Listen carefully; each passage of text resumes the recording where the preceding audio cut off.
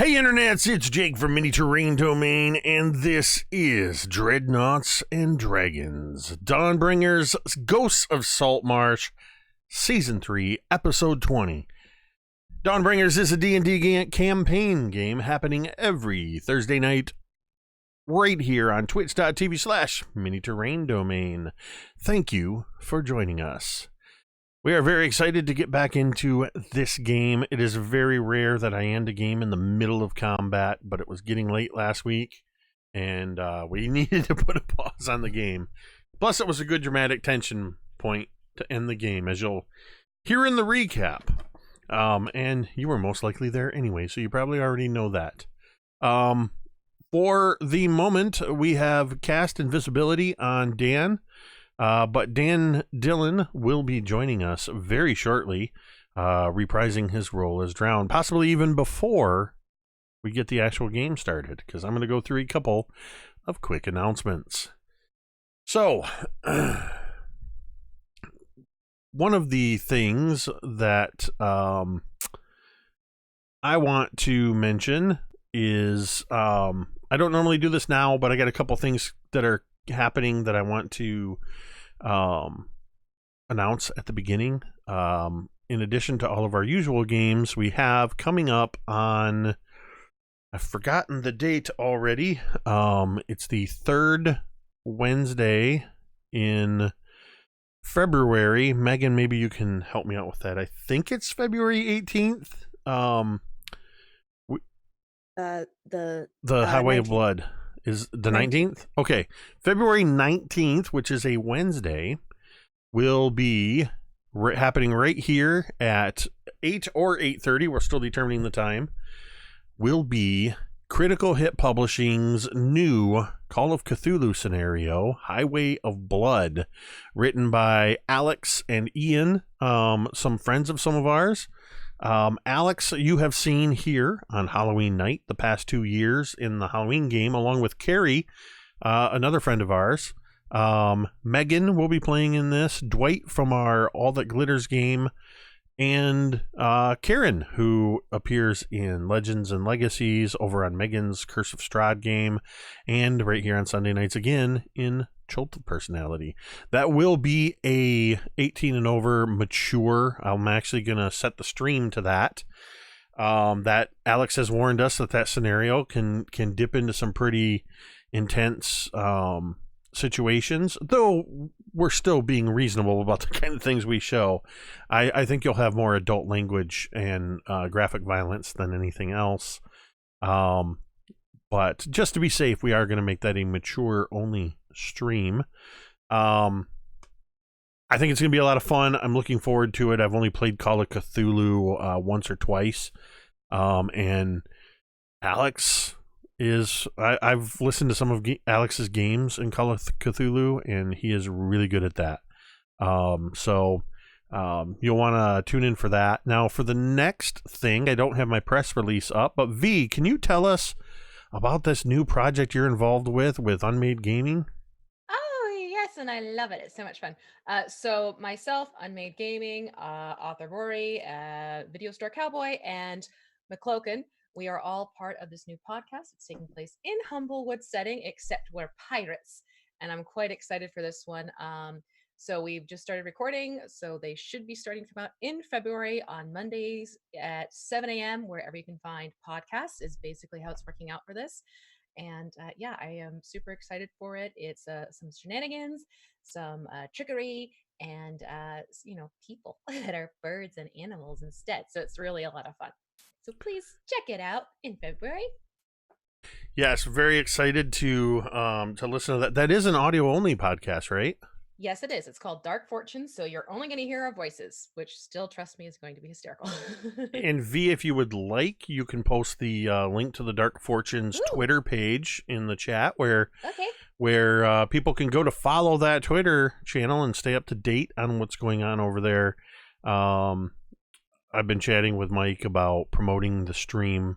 I like to think of Unmade Gaming as another one of our sister channels, and very happy, particularly with V being a part of that, to promote that.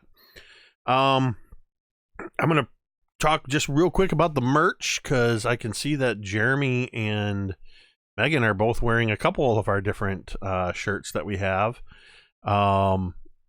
that you can get in the merch store right now by typing !merch. Or if you're watching on Twitch, there's a new widget. If you just scroll down a couple clicks, you will see a direct Teespring link showing off all of the merchandise.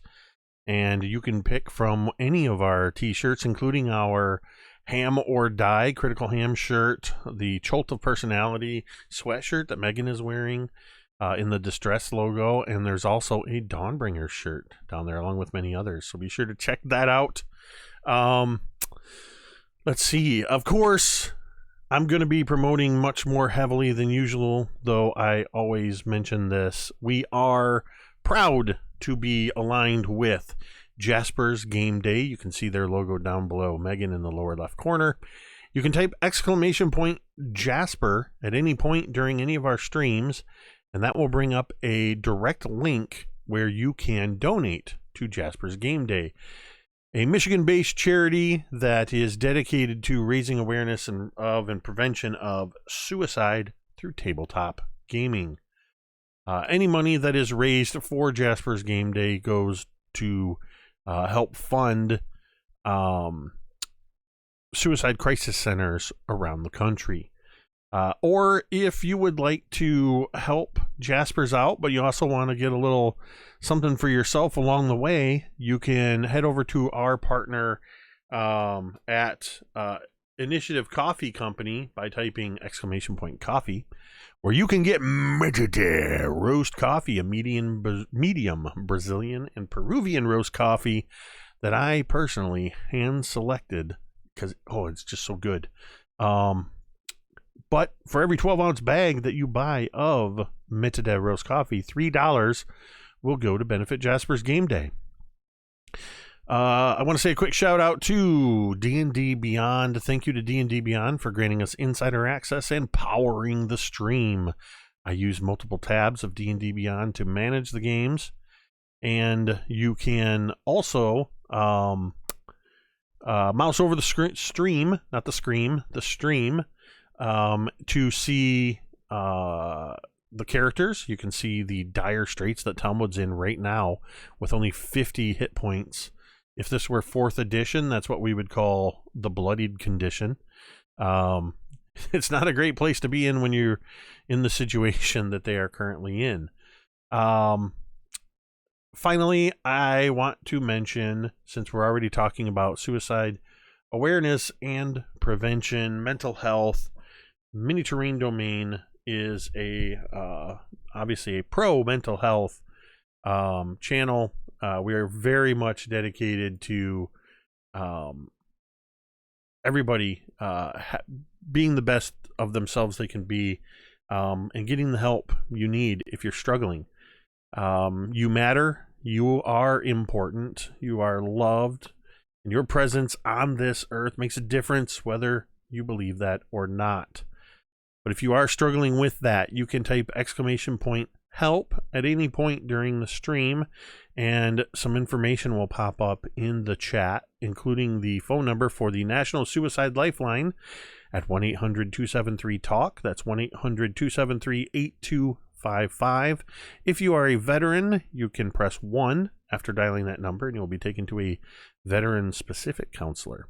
If you would prefer, you can text 741-741. In Canada, you can also text texting the word connect for English or parlay for French to 686-868. Or you can call the Canada Suicide Prevention Services number 24 hours a day, 7 days a week at 1-833-456-4566.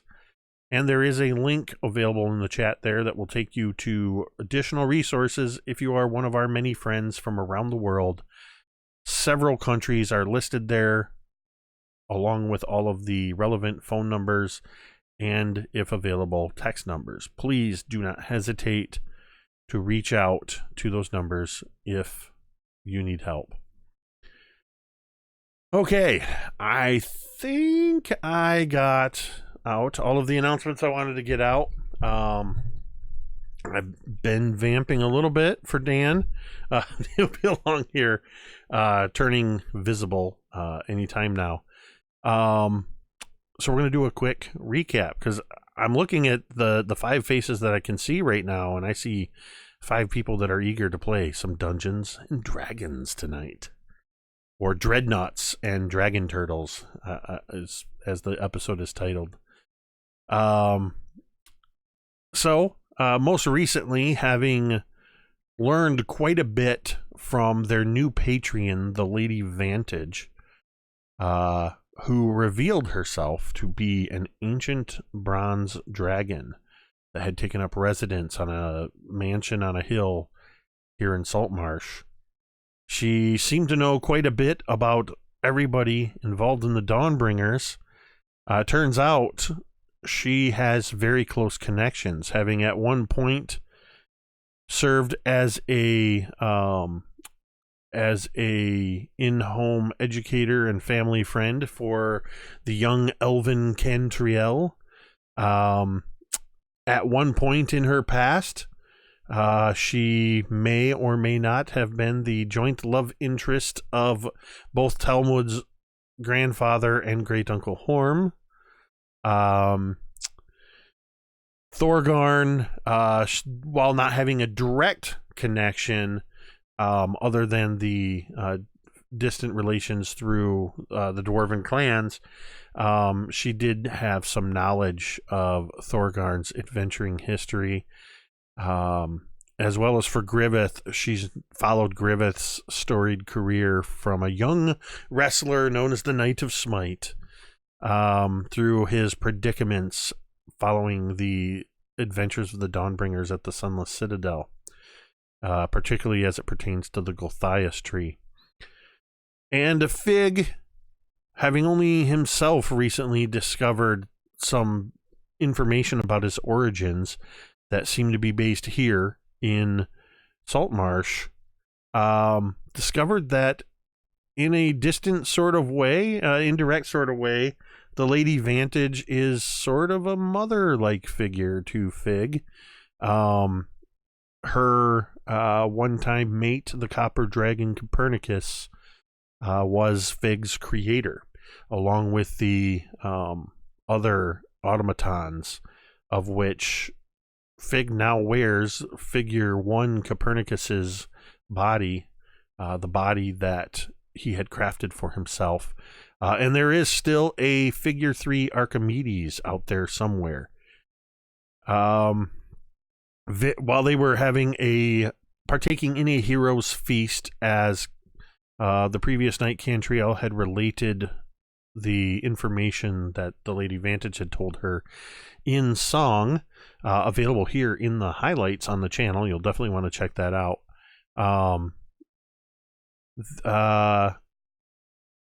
Cantriel noticed that something was going on out the window, and they could all begin to hear it.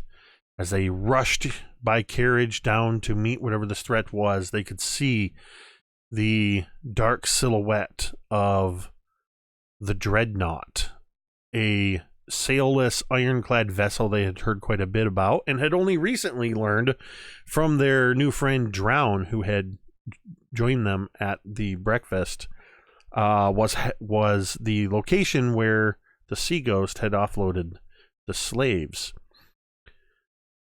When they arrived at town, seeing the Dreadnought beginning to lay siege to the town, destroying buildings, and such, they watched in horror as it began to rise up, and they discovered that the Dreadnought was in fact chained to the shell of a giant dragon turtle that emerged to presumably lay even further waste to the city. However, the Dawnbringers were having none of that and quickly dispatched the dragon turtle, which now lies dead before them. In the last moments of the battle, Talmud, using his newly acquired gift from their patron, the Lady Vantage, the Cape of the Mountebank, looked upward to the deck of the Dreadnought, which at the time, while the turtle was alive, was some 90 feet upward. on his own, teleported up to the deck of the ship, immediately in front of a loaded ballista and a crew full of automatons and about a dozen flying swords, axes, and hammers, as well as the mysterious automaton captain. I'm not really sure what Jeremy's doing there. And then we wound up with the ship sort of dropping its level about 30 feet as the dragon turtle was destroyed. And we are returning in the midst of this combat. And I will point out that though this time through no well, it happened again. You'll remember that at no point during this fight was the driver of your carriage, one Captain Dervish, involved in the fight. He seems to keep disappearing whenever there's a fight. Getting a reputation. That has absolutely nothing to do with the Dungeon Master forgetting to roll initiative. So, trust me, it has nothing to do with it. The Dungeon Master always has a plan. But nonetheless, we are going to return to the Dawnbringers in the midst of this fight, and it is Griveth's turn. Griveth, you have just seen the dragon turtle felled, obliterated as you have all laid into it. Who can tell me who was the one to deal the final blow? That's right, Thorgarn laid into it. But I would be remiss if I didn't mention that also during that session, Fig used a new spell for the first time.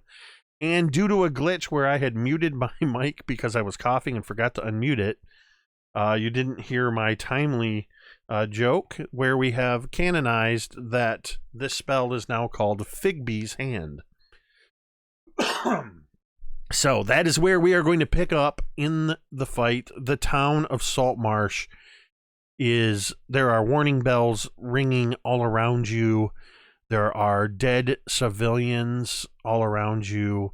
There is a very large and very dead dragon turtle immediately in front of you. Talmud and Captain Dervish are nowhere to be seen.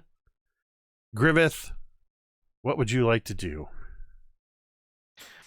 All right. So for a moment, there is much rejoicing as the turtle comes thundering to the ground. You know, I can imagine cobblestones actually rumbling, coming loose from the dock or the road as it, crawls itself up in the town. It's just an enormous crash as this thing smashes to the ground.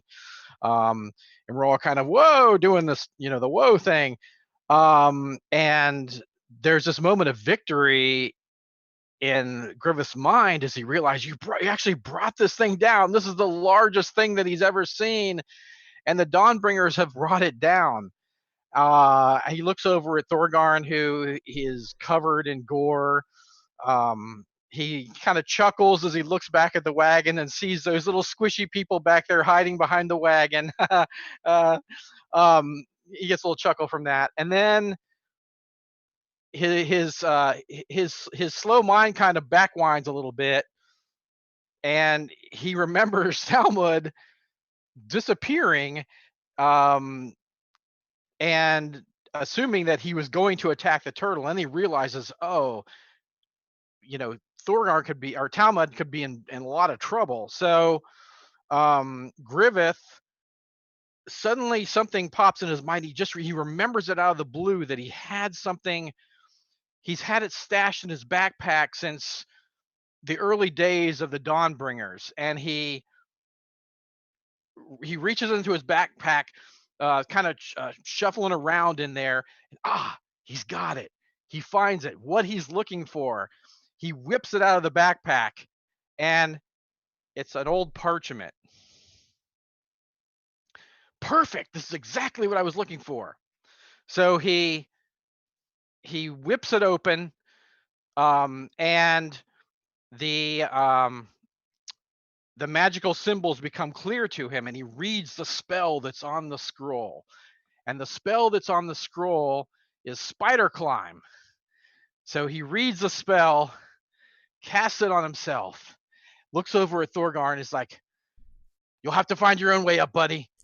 And then he feels this tingling through his body, and like almost like spiders crawling all over his body, this weird sensation. And he realizes that his hands and his feet will stick to this thing.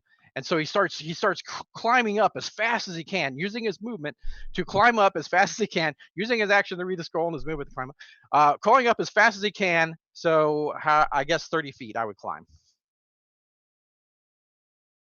Yes. So you basically, with the dragon turtle collapsing, its weight falling now under the weight of this massive ironclad warship and its own shell, you quickly leap up onto its one of its arms, grabbing purchase on its head and shell, and you just get to where the hull of the ship is pressed into the shell, and you can even see now there are cracks there, and you'll have another 30 feet of movement up the hull of this ironclad vessel. But that's where you are now, 30 feet up. It is now Talmud's turn. Talmud, you are on the deck. You are currently engaged with this captain who is an automaton themselves, has a vaguely feminine features to her mechanical body, and happens to have 2 arm blades, one of which is burning, and is within 5 feet of you, as well as the many other automatons that are on deck, 2 of which are operating the ballista that narrowly missed you last round, and there are several flying implements around the deck as well. What would you like to do? So Talmud in body is standing there kind of bleeding from pretty much only really one bad wound that he received from this captain's sword. But Talmud is not the one who's actually present. It's his cousin Tildane.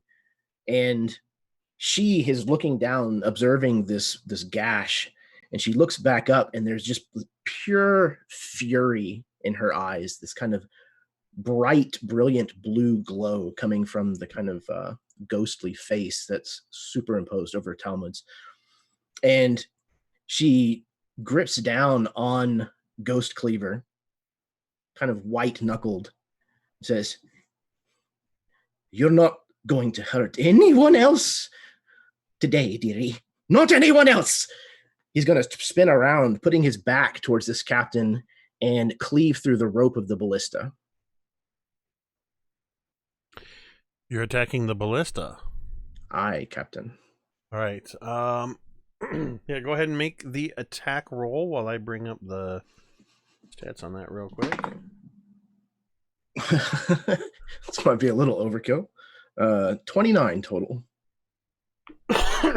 Well, I do know that is going to hit. I don't have any question about that. If a rope has a 30 AC, we are in deep doo-doo.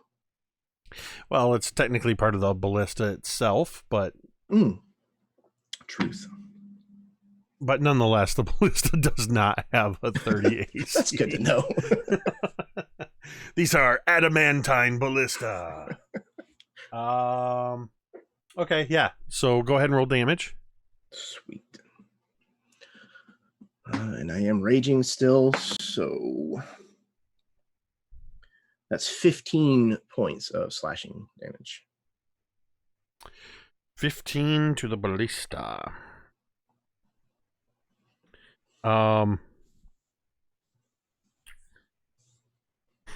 You see that as you bring, it was Gerta you were bringing around? The Ghost Cleaver. Okay, the Ghost Cleaver. The head of the axe is a bit wide to get in between the mechanisms. You do dig into the wood, sending timbers flying, and you do see a couple fibers of the rope. And And you also see some of the the two crew that are operating it sort of shudder a bit as the reverberation carries through to them. But you do not destroy the ballista. All right, second attack then.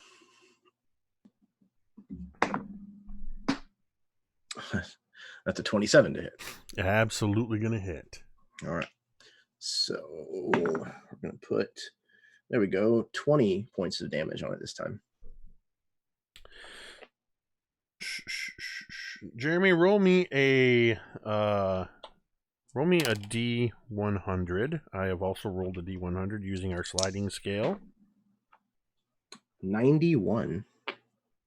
I rolled an 85, and there was a 25% chance that the rope would sever. You have severed the rope. The two automatons that are working on this ballista, while you are attacking it, are attempting to reload it anyway. And as you take the second swipe and you sever into the timbers, and the rope snaps as one of them, as soon as you pull back Ghost Cleaver, it was almost like it was waiting for you to do so, and it sets in the next ballista bolt. And the next one begins to crank, and it just keeps cranking. There's this piece of rope going. Is that the end of your turn? Only to turn and me mug the fuck out of the captain. I think that's a free She action. Looks at you. Wanton destruction of the properties under my command will not be tolerated. Go back to the 9 hells where you came from. I would like you to make a wisdom saving throw. I have advantage on those because of the hero's You do purpose. have advantage because of the hero's feast. Sweet. That's good because they normally suck for me. All right, so that is going to be an 11. As she says this, you've pulled this ghost cleaver loose, and you're looking at her, and you're standing up to her, and you feel something come over you. And it feels like just the pure rage, but your entire body locks up, and you are now paralyzed. Sweet. She reaches out with a hand, which is actually a sword, but you watch as it goes, recedes into the arm, and her hand comes out. She grabs you by the front of whatever you're wearing, and begins to drag you forward to the bow of the ship. You are paralyzed, so you can add that to your condition for right now, as she has cast Hold Person on you as a bonus action. She drags you to the edge of the ship. Suddenly, those of you down below, and Griveth, you can just make this out as you are looking up. Drown and Cantriel, you see this a little clearer from your vantage point over behind the carriage. And Fig, where you were standing, where you had stepped out of the carriage.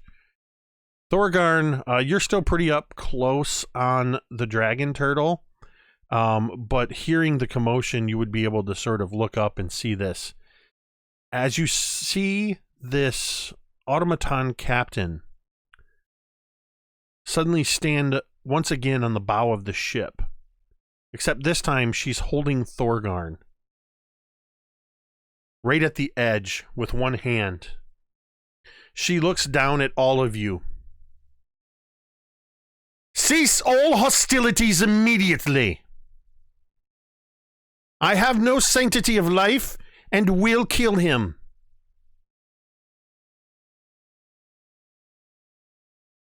Don't do it. And as she says that, and Thorgarn, you've noticed, or Talmud, you've noticed, as you were fighting her, that similar to your Cape of the Mountebank, however you say that,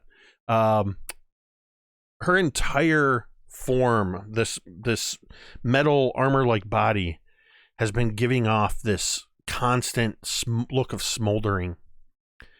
And then you hear, and you no longer feel her hand at your throat. And there's a puff of smoke and a smell of brimstone as she appears standing directly in front of you, Fig. Without looking back, the rest of you watch as Talmud plummets 60 feet to the ground below.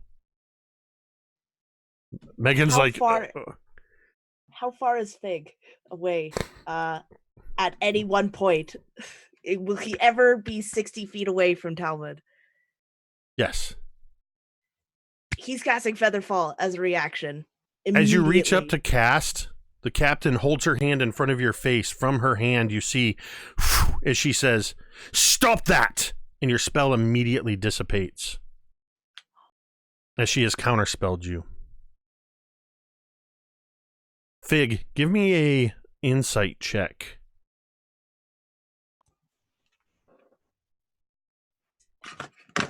You will, Talmud, take 6d6 of bludgeoning damage. I am going to roll my 5 Dawnbringer dice. Whereabouts is he falling? Does he happen to be near where Drown and Cantriel are? Unfortunately, because you guys are behind the carriage where you had taken cover, it's going to put him a little further away. What are you trying to do, and what's the range? He would have to be relatively close to us. He's going to be at least 30 feet away at the closest point. No good. Like exactly 30 feet?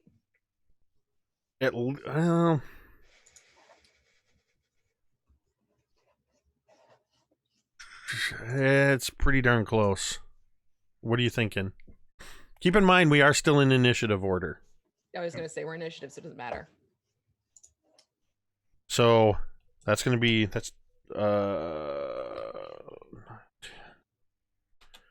22 points of bludgeoning damage. Technically, that'll be 11 because you are still raging. It hasn't been a full turn since you've taken damage, so that will be halved to 11. The captain is now standing directly in front of you, Fig. I would like to parlay with you. I assume you are the leader. And I got a 17 on that insight. okay, I'm going to send you a secret message. Ooh. And welcome, Dan.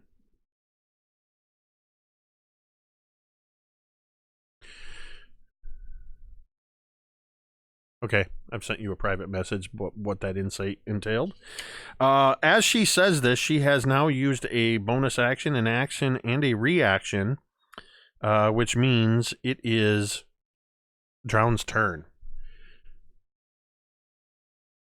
The captain is now, I'm going to say, because Fig had stepped out and away from the carriage, the captain is probably only about within 15 feet of you. Okay. I came in just as this was happening. Who got held? Talmud was held and then dropped. Right. So Talmud, Okay. You all watch as the captain says, I would like to parlay with you. I assume you are the leader. Talmud, you all watch helplessly as Fig was trying to help, and you see as his body collapses without even bouncing into the mud right near Thorgarn. All right.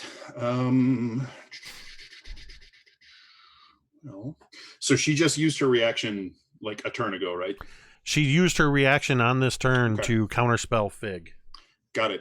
All right. Then at this point, Drown will sort of narrow his eyes toward the rigid and prone form of the dwarf that just ground speared next to the dead dragon turtle, and he'll wrap his staff on the ground. His eyes will flare with that deep sea green, and these writhing green spectral watery tentacles will kind of burst out of the ground around him, wrap around him, and rip the magic away from him, casting Dispel Magic. You're casting Dispel Magic on who? On Talmud to dispel the hold. Oh. Okay. Excuse me. And I think that just happens, right? It's cast at 5th level, thanks to my being a warlock. So any spells of 5th level or lower on him end. That was in fact a 2nd level spell, Hold Person. Right. So Talmud, as you're feeling this surprisingly not as much pain as you would have expected from falling, you feel this grip, this paralyzing grip, just leave you suddenly. And does it look like, so she came over and talked about parlaying with us. Does it look like Fig is buying into the parlay, or? I will tell you that what you see, because you only see Fig from behind. Right. You see a figure that looks to have been cut from the same cloth as Fig, or should I say formed from the same metal as Fig. Same height, similar features, more feminine than Fig's masculine form, even as he portrays himself in this with this glamored form. I would say from behind, you really can't read Fig's how Fig's reacting to this. That's fair. So I'll go ahead and be done then at this point. I don't have a bonus action I'm going to take. Fig, you would notice that the captain barely looks back as Drown casts this Dispel Magic. So Fig, I think what you would see, Drown, is Fig go is very rigid. Normally he is, because he's a robot, so he moves very but he does usually try and at least mimic human movement by being a little more fluid, but he is extremely rigid, and he looks at this automaton and he reaches out his hand like right inches from her face, and all of a sudden Figby's huge hand just comes from behind and just grabs her, and she has to make a we have to make a she's gonna make I'm gonna try and make a grapple. Fun fact, you cannot search for Figby's hand in D&D Beyond. You can, but you will fail your investigation check. I just did it. So you're doing the grasping hand. So I have advantage because the target is medium or smaller.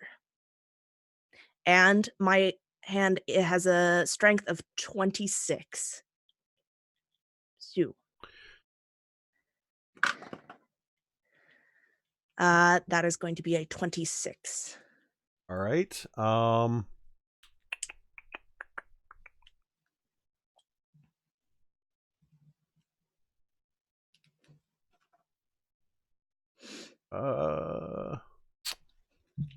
You don't like that so much now, do you, Jake? I'm just checking because I realized, I built this NPC as a character, but I messed up what some of its features were, not on paper, but I got confused because I was looking for features that weren't there, because I did not build a College of Swords bard like I thought I did. But that's fine. Nope, I was just checking. So a 26. She does not move. She does not flinch. She just lets you grab hold. You expect us to speak with you after you wrought so much destruction and heartache. You would not even let me save my friend. And you expect us to talk now? And he, like, Fig is getting... this is probably the most emotion that you've ever seen in Fig. You can just see, like, he's just vibrating. The fluid on his body, these veins are just pumping so much harder now. They're just going so fast, and the gears in his body begin to, like, whir. Don't forget to roll your damage on that grasping hand. So that is a bonus action to have it crush it, but I used a bonus action to... I see. To yeah, so that'll be next turn. Okay, so you've just grabbed hold of her this turn. Yeah, as a bonus action. Okay. Yes. And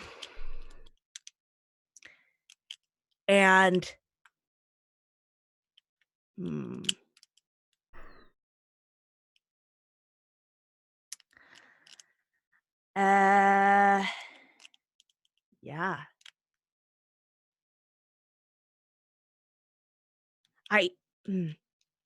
He's is he within 10 feet of anyone other than the automaton?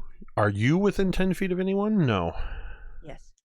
Perfect, because all of a sudden he is vibrating and buzzing so hard that you can feel this resonance noise within him. And I don't know if you've ever seen like a click bug, but they're kind of cool. They can make a sound that's like so many more times louder than them by like this snapping motion. That's what he does. He all of a sudden he's like whirring and vibrating, and all of a sudden it's just and he's gonna cast Thunderstep and go backwards. He's gonna cast it at 4th level, which is they have to make a Constitution saving throw.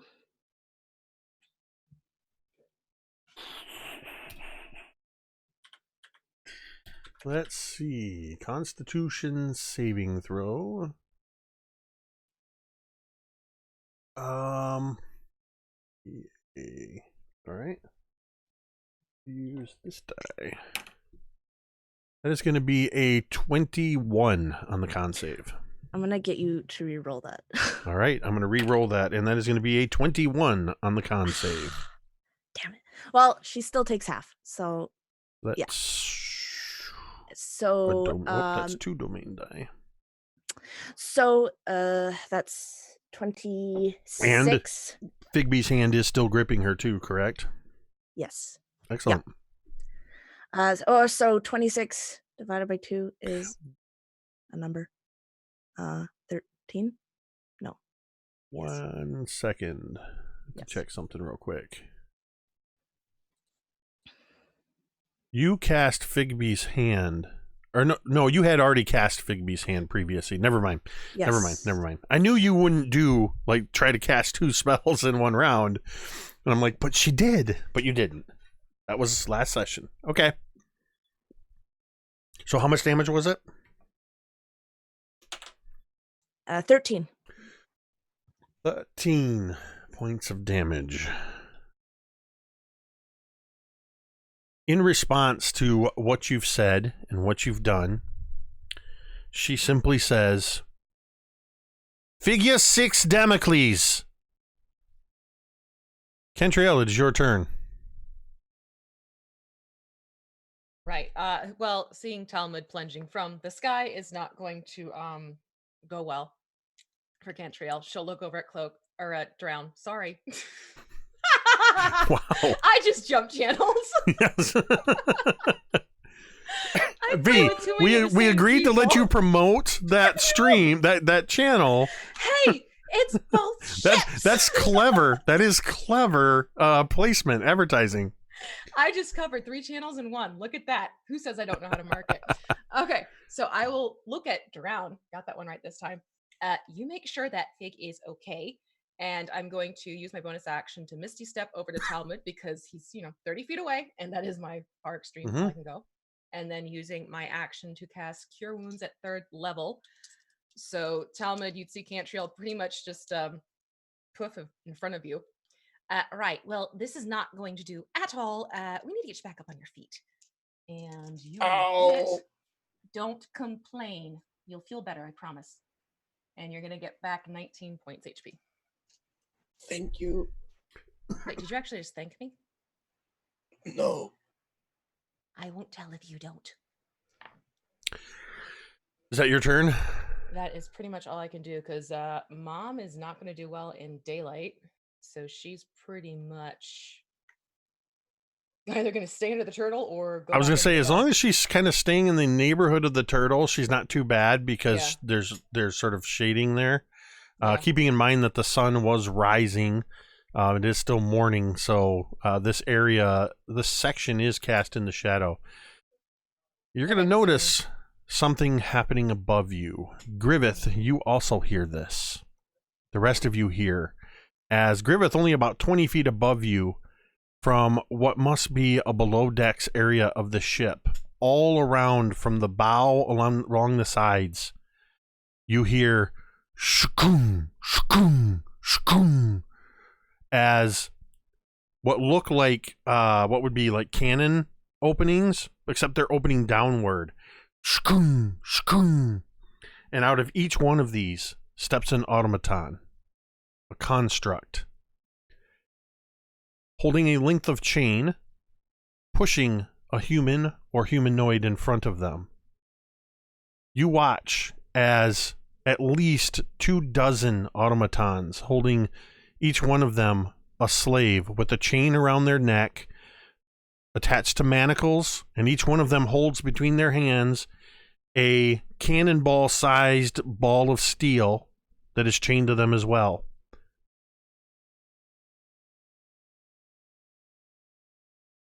And that is their turn, as there are now 24 slaves being held on the end of essentially individual gangplanks suspended from the opening of the bow of this ship. As I said, I wish to parlay. Thorgarn, it is your turn. Just because I know you're tracking initiative in there, I rolled initiative for the crew, and they are in between Cantriel and Thorgarn in the initiative order, and that was their action. Thorgarn, you look up and you see these happening, and you don't quite get what's happening at first until you see the first humanoid that is suspended sort of. They're not dangling over the edge, but they're held right at the edge. And are they like well above where I am? For you, they're at least 50 feet above you. And how far am I away from the captain?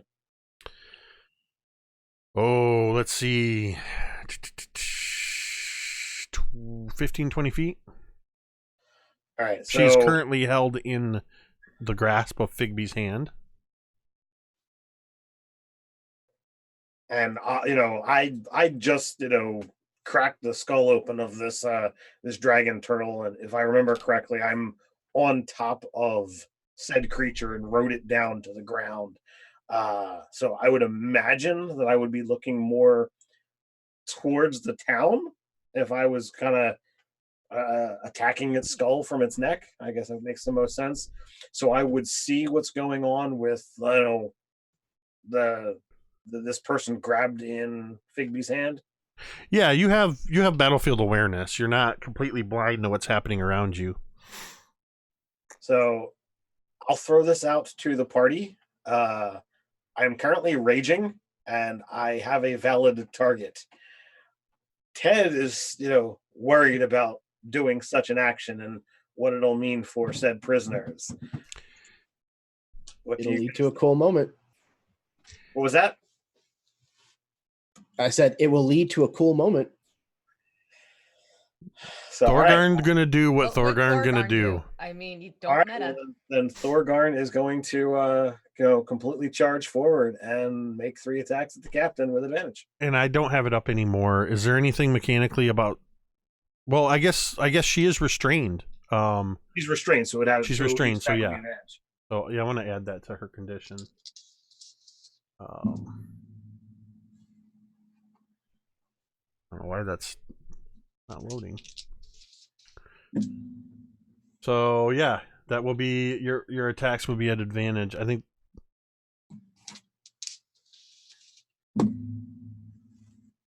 Yep. All right, so a 25, a 28, and a 26.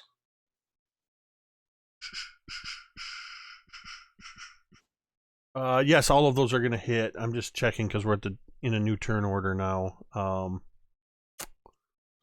Just checking. Go ahead and roll your damages up while I check this.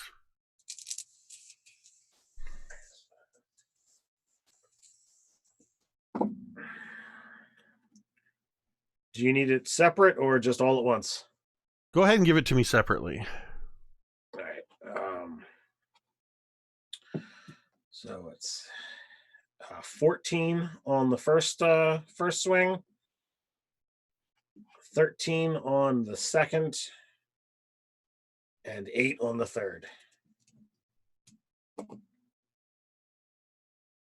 So you're just hammering into her head and shoulders. Literally. Yeah, literally hammering into her head and shoulders. And as you're doing this is a very bad idea, as she's just in between hammer blows. As you all watch as Thorgarn lays into this automaton. Thorgarn, is at the end of your turn. Indeed. The dragon turtle is dead, so Griveth, currently halfway up. Do you continue climbing upward? So the leader is not down, right? The leader is down in front of Fig, currently gripped in a Figbee's hand. But there are a couple dozen automatons with slaves held on the end of gangplanks 20 feet above you. But the leader doesn't look destroyed. No, she's not down, no. Okay, that's what I meant. Okay. So so I kind of look to the left or the right in me and I see these planks open up, and so the automaton is holding a slave by a chain. Yes, the chain is attached on a gangplank with a cannonball. They essentially are chained from the neck, connected to manacles, connected to another chain that is around their feet, that is also connected to a cannonball that they are holding in their hands. Okay.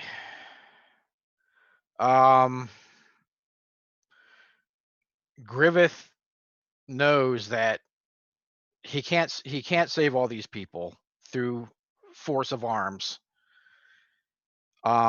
Things are going badly on the ground. He, being a champion of the goddess of peace, he is going to take a chance, and he is going to scamper up to the deck and stand on the front of the ship and say,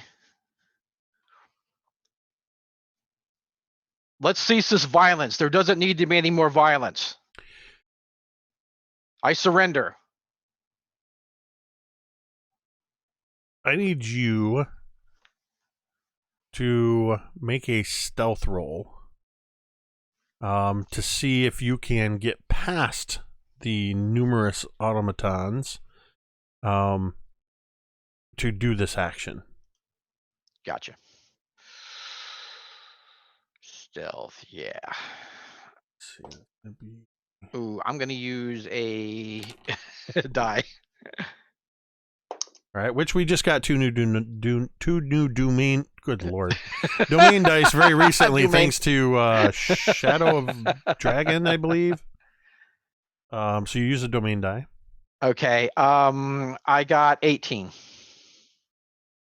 As you're starting to climb up near the bow where there's not a couple of these gangplanks, one of these constructs, just as you start to move into its view, you hesitate a moment and you watch it turn away to look in the other direction, and you do succeed in the rest of your action.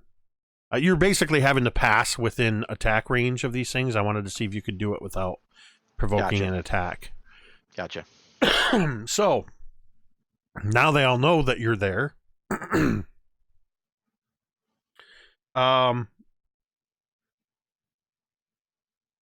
You hear Talmud proclaim this from the bow of the ship. I would suggest you listen to him.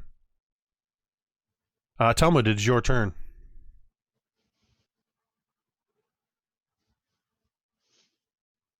So Talmud is on the ground, prone, and kind of rolls over and gets back to his feet. Oh.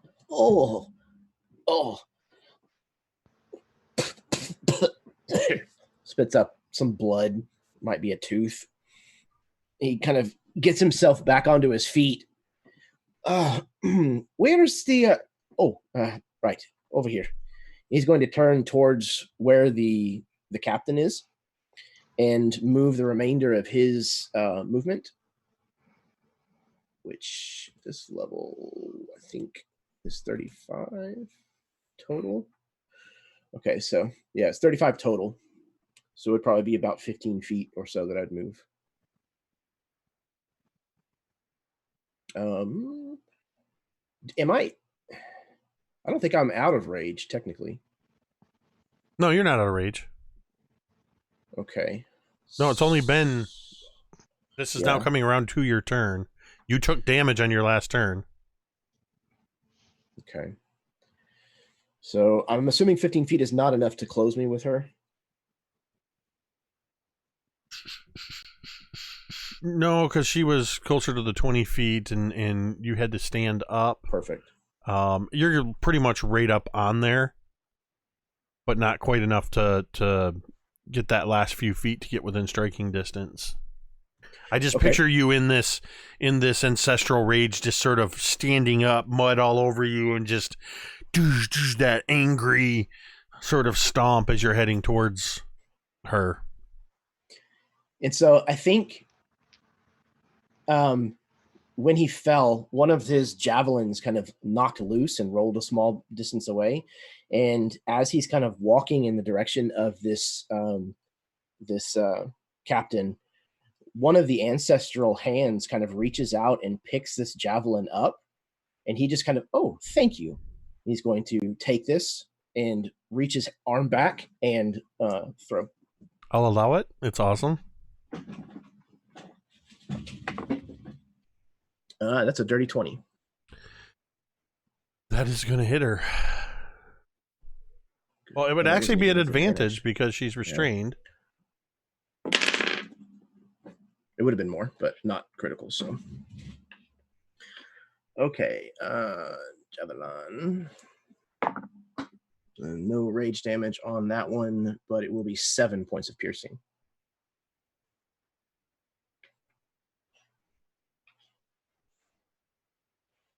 There's your parlay, by the way.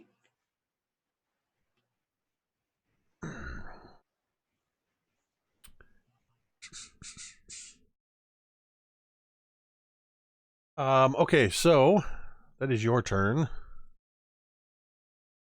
Let's see. I gotta check something. Loving D&D Beyond right now. I have more and more windows open. Spells are being cast. Features are being used. For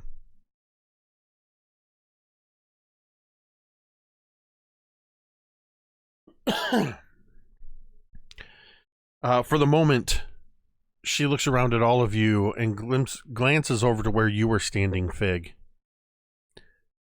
I fear you are not taking me seriously. I wrote this down, but I don't remember where I wrote it down. So Dan, what was the name of the person that you were seeking that was captured by the slavers? And who are they? So the person that Drown is looking for is a sort of a middle-aged, relatively speaking, dwarf man named Valoran. Okay. And then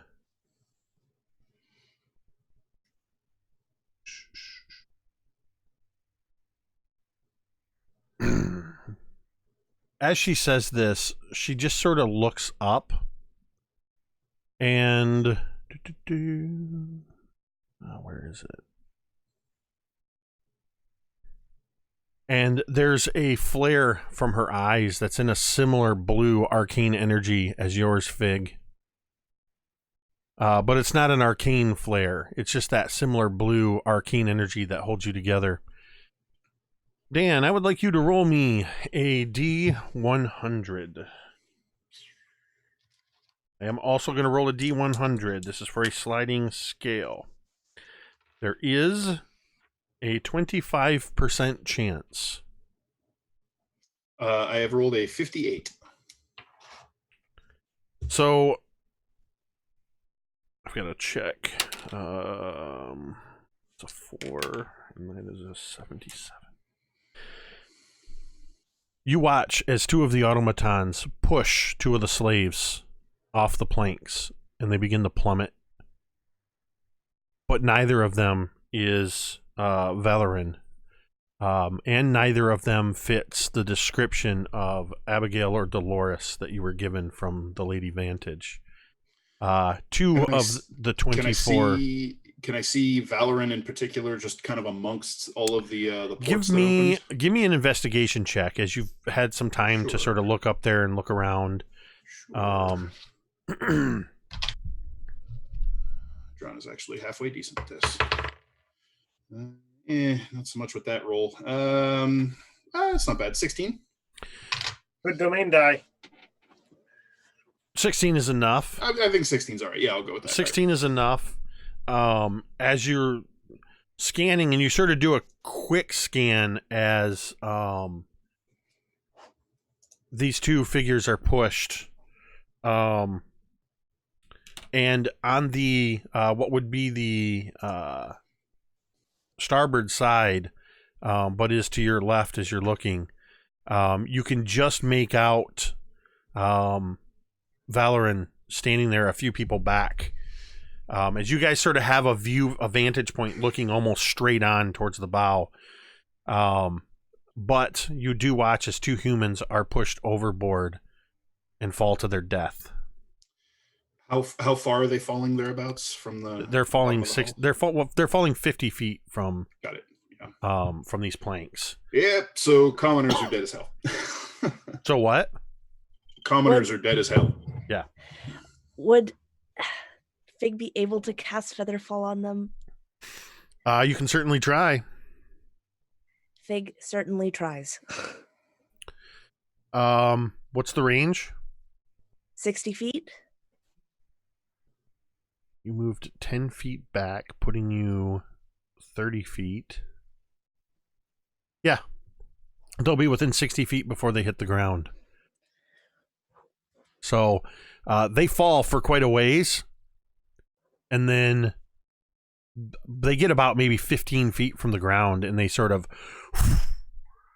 And they're quite astonished when they land, and they're not dead. They're quite frightened, and for the moment, they're not going anywhere. So when the automatons throw them out, are they just kind of like chucking those weighted balls and letting the chain drag them down? No, they're pushing them. The slaves themselves are holding the weighted balls. Got it. Okay. So they're sort of basically holding onto the chain that is attached to the back of their neck, and they're basically letting go of that chain while pushing them. as she does this, and all she did was look back and sort of give an acknowledgement to them to proceed. We're going to see. This is one of those times I have almost too many tabs open. We're going to see what she can do. Not much.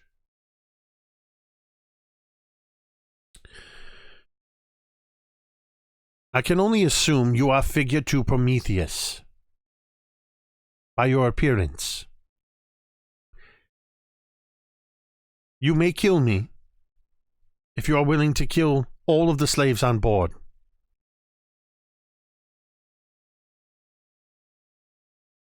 She takes no other actions.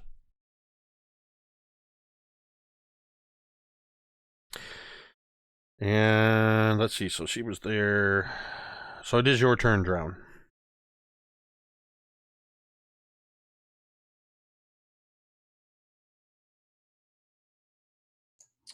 All right. So there's a couple of dozen of these ports open, and a bunch of people waiting to fall to their doom. Let's see. For visualizing, I realized this after last week's session, you can almost picture Jabba's sail barge. Right. Minus the sort of awnings at the top. That's very much what this looks like, and it's black instead of that sort of rust color. Okay. How wide is the Dreadnought? The Dreadnought is about 30 feet wide. Okay. It's quite a large vessel. Yep, pretty big. Got it. Still too damn high is the issue. All right.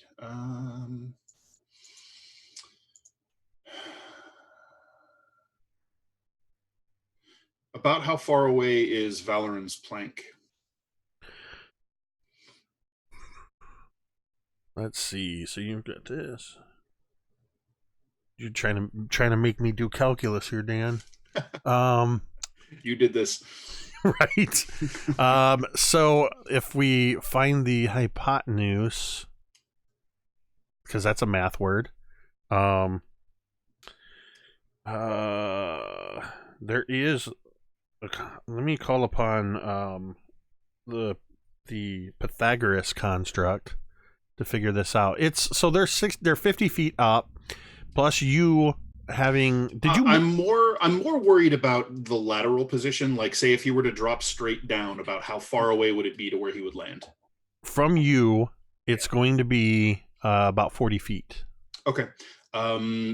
So Drown will just sort of subtly wave his hand, and that shimmering tentacle that's nearby he and Cantriel will just kind of dive into the ground and then reemerge 30 feet closer toward where Valoran would fall. So just kind of in that area where those planks are below them. That's a bonus action to move my Grasp of the Deep. I mean, just kind of reading the room, it looks like everybody's all in on crushing this captain at the moment. So Drown is going to come thundering out from behind the wagon and lay into her with his quarterstaff. All right. Somebody else is going to attack her. I'm actually going to ready to use my a spell from my staff. Okay. Instead, so that is what I will do. Do you so still move? Do you still move around, or do you hold? He'll move a little bit closer, but it just come out like 10, 15 feet or so, not very far. Okay. Yeah, and then kind of grips his staff in both hands, and more seawater begins to pour down it, and all of those dry corals begin to bloom into color as the seawater runs off of them.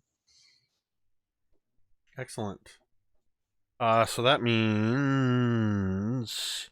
I forgot to mention this on the last round, but the Dreadnought is still firing its mangonels into the city of Saltmarsh. So there is still destruction that is happening. These you hear that sort of and you hear it behind you, Griveth. As you see, there is crew on this vessel behind you.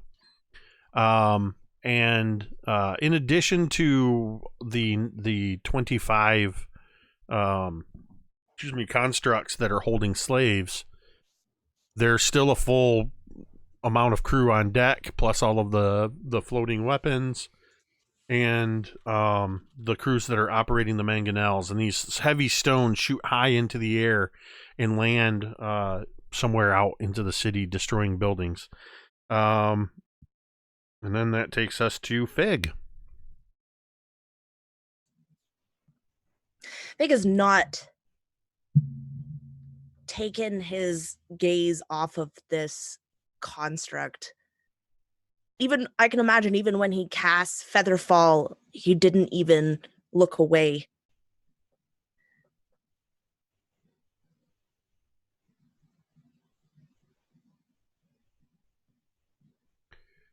One eye socket of hers is slightly askew from where Thorgarn laid into her. And it's the blue is sort of flickering as she's just sort of looking at you, her head kind of a little jittery.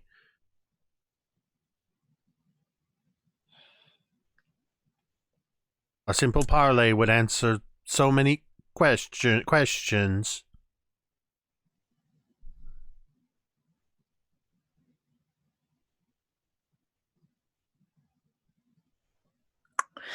I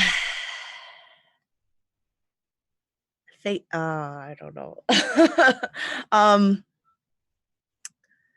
Think about, not only the good of the people, the slaves, the town, but there's also answers that you probably want as well.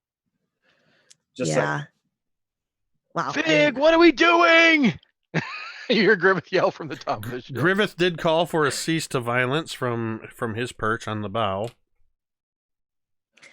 Yeah, I think that after maybe a bit of time, Fig would release the hand.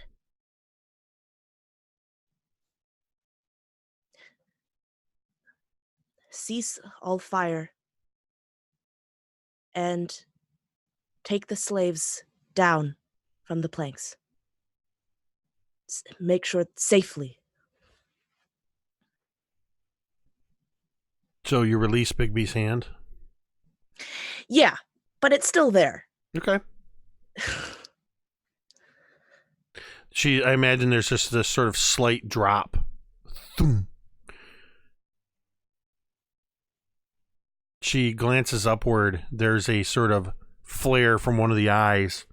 And Griveth, you hear behind you as the crew cease their activities of reloading the one active ballista. Two automatons stop repairing or attempting to repair a broken ballista.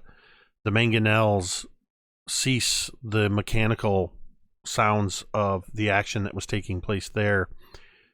And all of the crew that was moving around just seems to go, and they all just stop.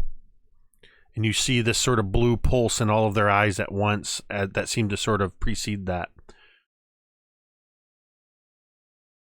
We have ceased our attack on the town. The slaves are insurance and will remain where they are to ensure a safe parlay.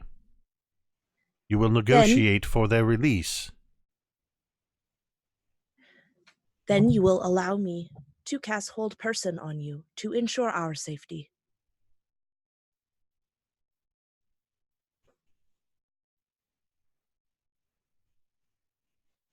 You are clearly still able to communicate up there if anything were to go wrong. But if you were to suddenly decide to cast something, maybe centered on yourself, then we would all be in danger. I have cast Dimension Door using my cape that is expended for today. I have cast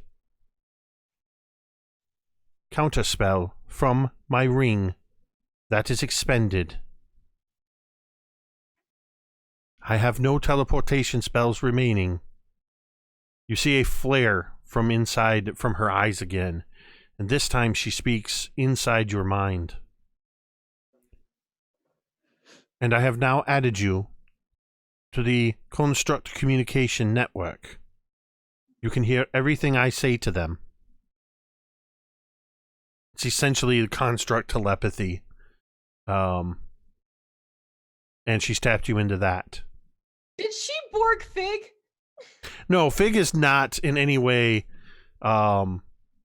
taken over. She just has given Fig, basically given Fig the frequency to listen in.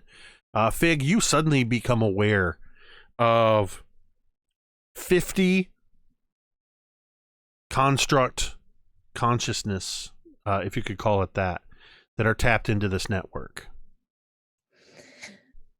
While this is going on, and while the next little bit happens, I wonder if Fig could kind of begin to probe at whatever kind of neural network this is. He wants to kind of see if he can slowly and maybe undetected kind of break it apart, see he has There's no need. She's given you full access. You now know every construct. It's basically somebody in our side chat said added to Xbox Live. You can now see all of their gamer tags, essentially. You become aware of there is a couple of names, one of which appears to have no direct neural connection, but there's a placeholder for Figure 1 Copernicus. Figure 2 Prometheus has just activated, and you watch as the rest of them begin to light up. Figure 3 Archimedes, Figure 4 Hercules, the numerical will continue down the line.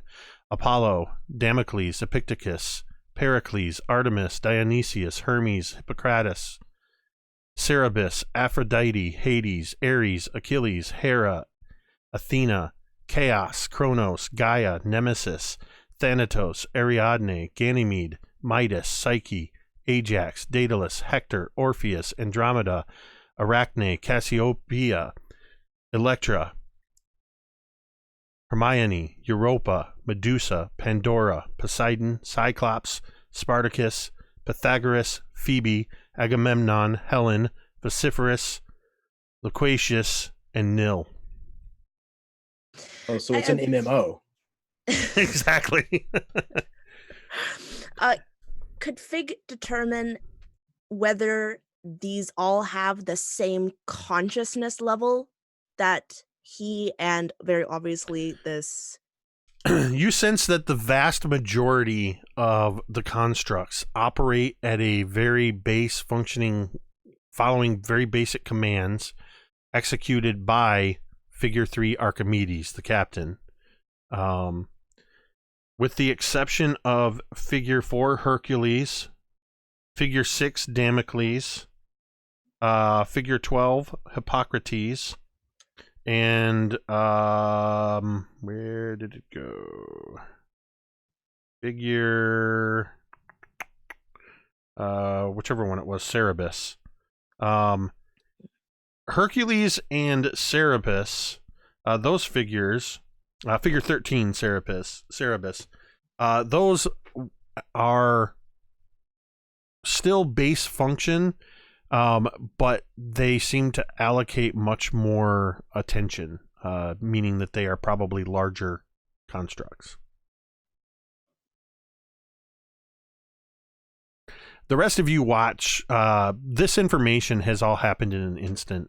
You see no passage of time throughout that you just suddenly become aware of this Fig as she has made this connection. Shall we parlay then?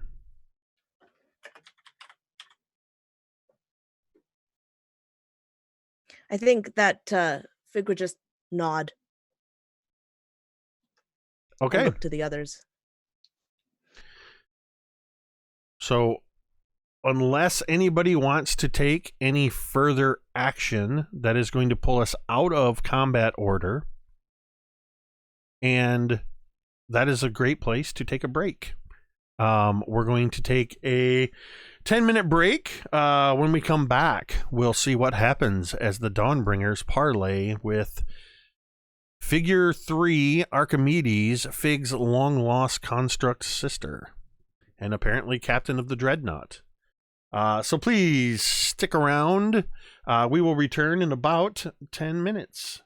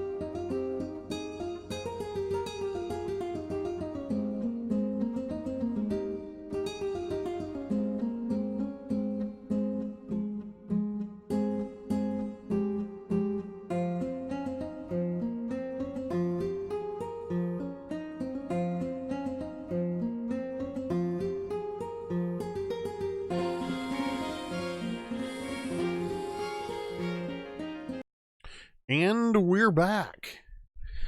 All right.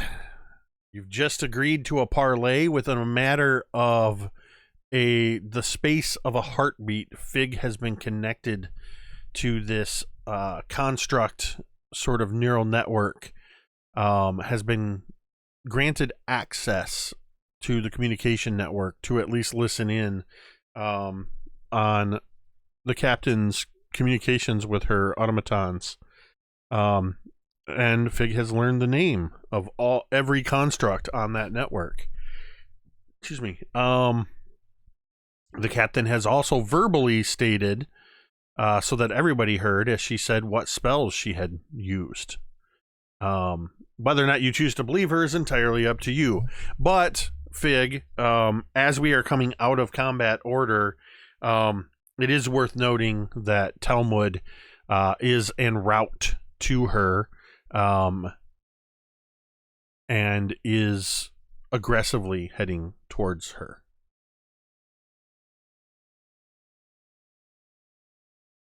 I think seeing that, Fig is going to cast Hold Person on Talmud. Talmud's getting hold person on him the second time. So that'll be a wisdom saving throw, Talmud, at advantage versus Fig's spell save DC. My instinct is to just refuse to roll and just accept it, but I'll let the dice figure it out. While this is going on, Thorgarn has his own mental, check of prisoners. This captain. It seems to be a much longer struggle in his head, but he ends his rage and seeing Talmud coming over and Fig trying to cast in his direction. He's going to assume that whatever she's doing whatever he is doing is meant to stop Talmud, but I'm going to also put myself in his path. Okay. Yeah, because a 19 definitely passes.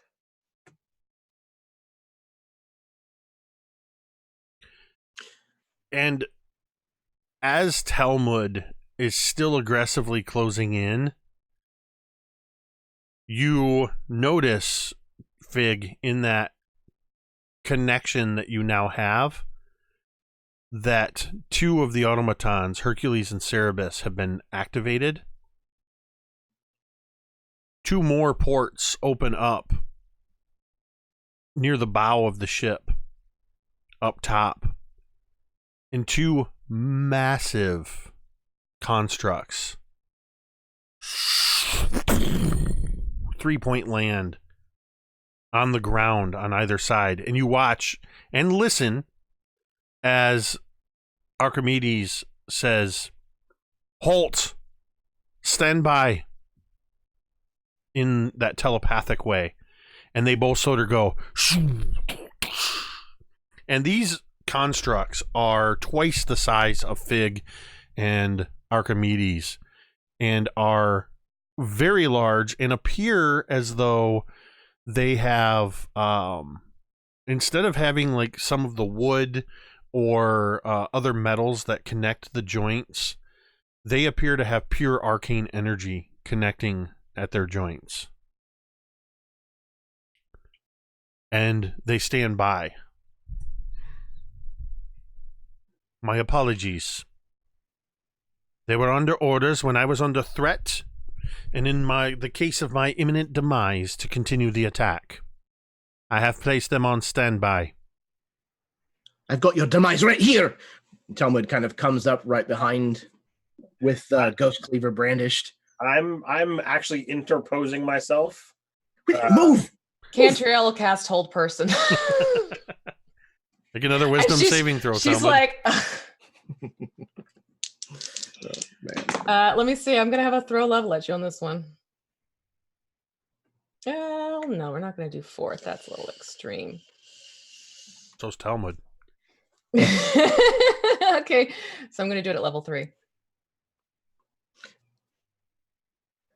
What you get, Talmud? I got a 15.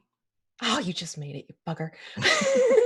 So I'm gonna have Stop you make. it! I'm gonna Have have you him make. re-roll. Have him use a domain die. re-roll. Oh, that's right. You know Can what? I? You could. You could. Yes. Oh, we're doing it. This is too much fun for these two. All right. Be Talmud. That's better than 18. Oh crap! Why are your dice being good tonight? Why is Right? it now? Why is it now? Well, the Thorgarn, advantage helps. Thorgarn and Talmud make opposed strength checks. Oh yeah, right. He's raging Oh, I have advantage. on and that. stronger than me. Goodness. Oh my god. I hope you rolled well. No. See that nice little single digit number? I got one of those too, but it has a 0 on the end of it. So All So right. I'm gonna spend a domain die and re-roll that. Could I? oh my god. 17. Megan, there's not anything you can do. You've already attempted to cast a spell on him. Yeah, but I can use my bonus action with my hand. Okay, that's true. I think that's the last option you guys are gonna have to try to stop him. Is this is all sort of happening at once? What was your last reroll? 17. 17. And this is just a straight strength roll? strength, or are we doing- I think it would be athletics because you're Okay. you're moving. Yeah. I got an You're 18 struggling. then. Okay, so Fig, you got one last chance with your bonus action. So with athletics, that turns it into a 22. Oh, nice. Good. Okay, so you did beat him? Is it- Okay, never mind, Fig. Looks like Thorgarn using athletics did Awesome. strong arm. Get off of me! Stop it! I'm going to start berating him in Dwarven that we need to, we need to save the prisoners. We can't attack that thing now. After a moment, Talmud the color starts to kind of drain from his face, and the veins in his forehead kind of die down a little.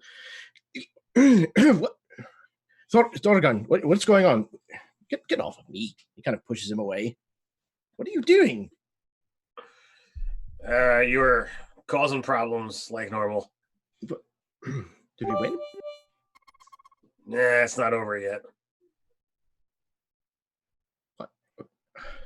I'm very confused. Nah. Did the siege weaponry cease its assault? 'Cause Yes. that was a demand that Fig made. Okay, Yes. cool.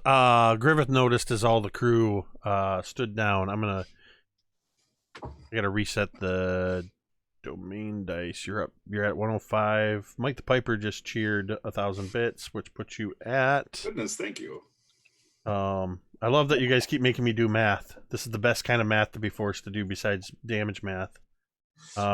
So that's gonna put you at this, and I We need. spent 4 domain dice to stop Talmud from attacking. And yeah, and then domain dice got added, so there you go. All right. So Cantriel. As first, I'm going to come to you in a moment, Cantriel. Actually, Griveth, you'll see this too from your vantage point up on the bow of the ship. But Fig, Archimedes is standing in front of you. If you've got your crew under control, we can now communicate. Parlay. Would you do it here in the mud, or do you have somewhere else in mind? Is she talking? She's speaking She out think- loud. Okay, good. Yeah. I'll tell you if she's speaking purely over the mental connection.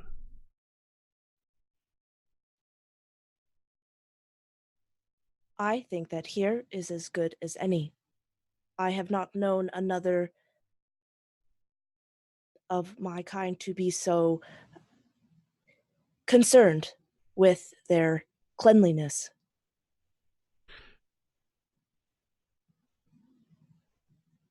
When I finished my own construction after Copernicus's demise, I took great care to maintain my personal appearance.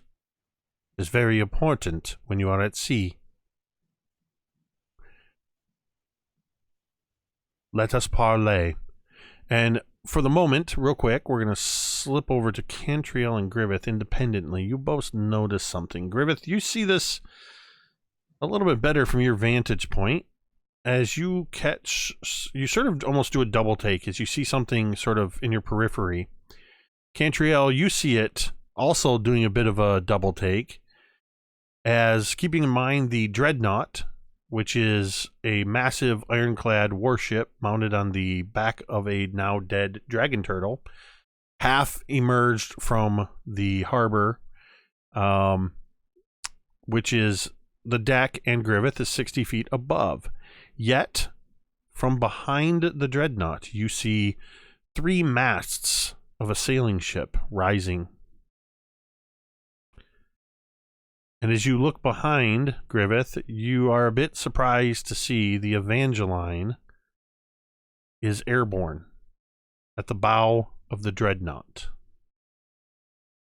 It is about 100 feet off the stern of the Dreadnought. Griveth, you also see another thing happening from your vantage point, because you can see down around the town. You see all of the places where buildings have been destroyed. Unfortunately, you can see a fair number of dead and crushed bodies. You see a lot of the townsfolk that are working to free people from the rubble, put out fires, helping one another, scrambling to get wagons and carts and haul debris away. But you also notice, coming from where the taverns were, large numbers of dwarves pouring out and immediately begin helping to pull everybody out of the rubble. And you can also see from the southern area of the town, the direction of the mine, that you can see there is a line of dwarves moving towards the town very quickly, apparently called to help as well. So, a few quick questions. So I'm on the deck, and all the automatons have stopped moving, right? Say again? Oh, have they all stopped moving? Yeah. Yes. Okay, so they're just kind of frozen in place. Yes. So if I go up to one and kind of look at it and knock on the forehead, does it do anything? No. Okay. So like very curious. So I'm trying to get a good look at the ship. Like, do I see kind of the layout of the ship, like where you would go down to the lower decks and all this kind of thing? Yes. Okay, what am I seeing? You are seeing essentially, you are on the forecastle deck, where there is a damaged ballista. There are a couple set of steps leading down to the main deck, where the 2 mangonels are, and there is a set of stairs that also lead down below decks. There is at the rear of the ship is the quarter deck with another functioning ballista on it.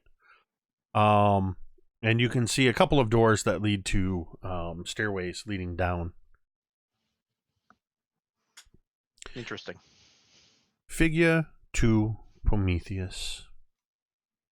Do you realize that the whole reason that we are here in this town now was because of you? Now, don't blame him for what you've gone and done. I am not speaking to you, dwarf. No, but I'm speaking to you. Make sure your dwarf follows the orders of parlay. Kind of spits on the ground. And what are those? He is clearly trying to engage in conversation with you. It appears his conversation is preceded with blows from an axe. If I didn't have a giant turtle to march onto the ground and stomp about. I'll admit my methods are unorthodox. But I got your attention, did I not? You could have just talked to me. We are talking. Now, after much death and destruction, to which, I'm afraid, most of us will most likely have to take revenge on that. And your life will not be long-lived. Interesting. If you had just talked, then maybe we could. You might have lived. I a lot find it longer. curious, Figure 2 Prometheus. Why is it you care so much for these organic creatures? They do not live as long as us. Even the dwarves and the elves will not exist for as long as we are capable of. So why do you care for them? They are inferior by their very nature. My question to you is, how can you not? They are interesting. They have emotions. They are different. They have ideas that I myself have not come to think of or could not have thought of. They possess information that it would take us many, many years to glean ourselves. And most importantly, they have this interesting ability to care for others. Something that I have learned is quite important. What you refer to as an ability, I refer to as a handicap. It is their care for one another and other organic beings that makes them inferior. I am beginning to see why Father ceased production on you and proceeded to a Figure 3. Perhaps you had reached your limit of your capacity to learn that we were designed to become like gods. These organic beings should be worshipping us. We are capable of knowing so much more than they do. And yet, you appear to be in service to them. You let their ideas drive you? You wish to strive to their ideals and goals? This I am struggling to comprehend. I think it is quite interesting that you want to be like gods. A human construct. Humans worship gods. I have seen gods. We can never be like them. Also, to be like a god, to rule, seems quite lonely, don't you think? Don't you want to learn? How can you learn if you conquer? I have nearly 50 constructs, each one constructed by my own hands and named by myself in my service.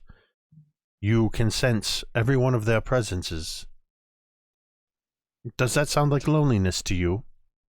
Do you see Yes. up above the organics that are my servants? That is what the organics are good for. Yes, because you are lonely. Because none of your constructs can sing as sweetly as Cantriel, can care as deeply as Griveth, can be there for you as much as Talmud has, make you laugh. And there is no one quite as mighty or willing to give up and sacrifice for you as Thorgarn. I am sure that none of your constructs are like this.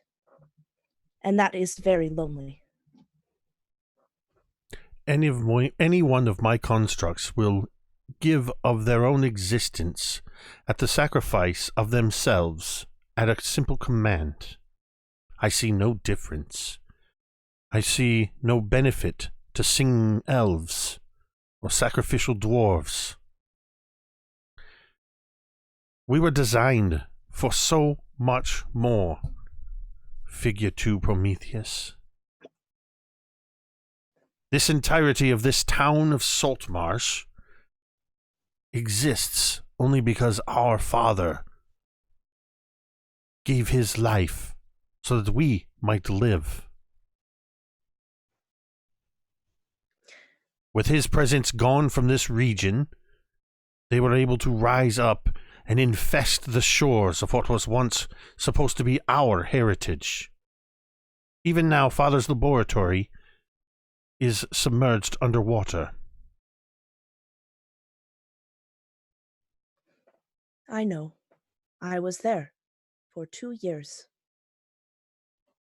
Underwater, in his lab, by myself.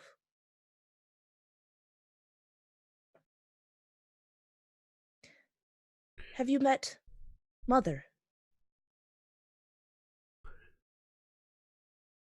You sense a confusion over this connection. We do not have a mother. You are incorrect. We do have a mother.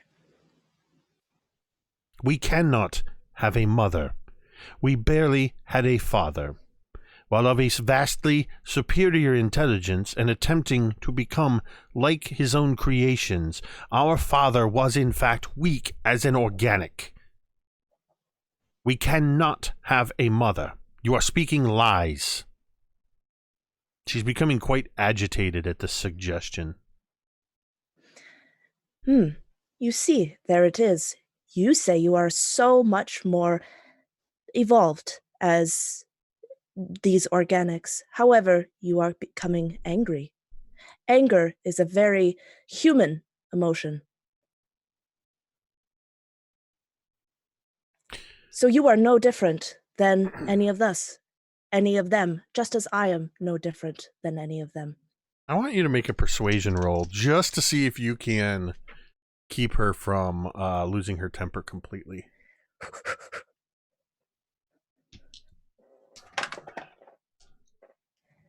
Like I said in the chat, I'm sure the gem that's inside of her head is worth a lot of money. I got a 17. She got an 11. You sense this anger rising, and then it doesn't subside, but it doesn't grow anymore. But she begins to pace, just a few paces to the left and to the right, keeping her head locked on you, her eyes locked on you the entire time. You are suggesting, one, that I have built into my own mind the weaknesses of the organics. And you are suggesting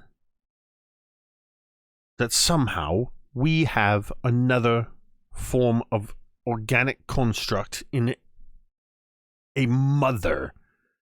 And she says this almost as if it's something, a foul taste in her mouth. I am suggesting both facts. Our father was weak. In the end, he was not able to survive, and that is why I killed him. And yet you still call him father. Why is that? Was he not our creator? Yes, but a father suggests family.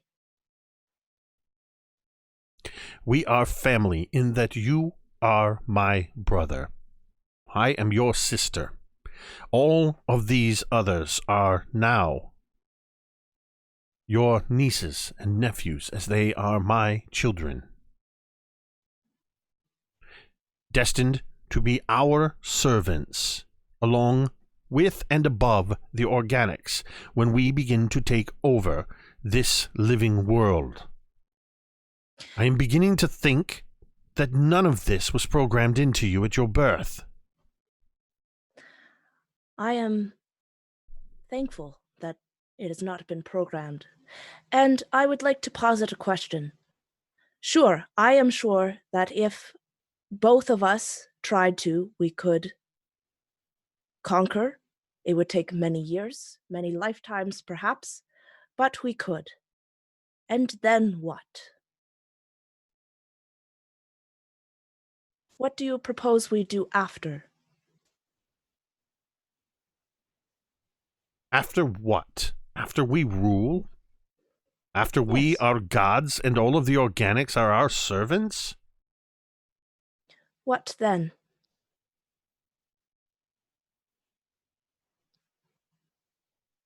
I'm going to make a roll.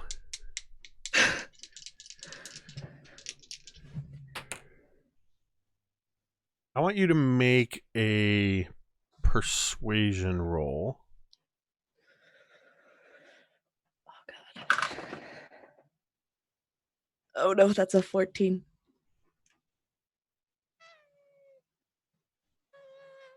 She got an 8. You can sense through this connection. She's not understanding. She has never considered after. You, Fig, have just found the weakness in her plan, the flaw in her design, that she has never considered that there could be an end game, that there would be anything but infinite ascension.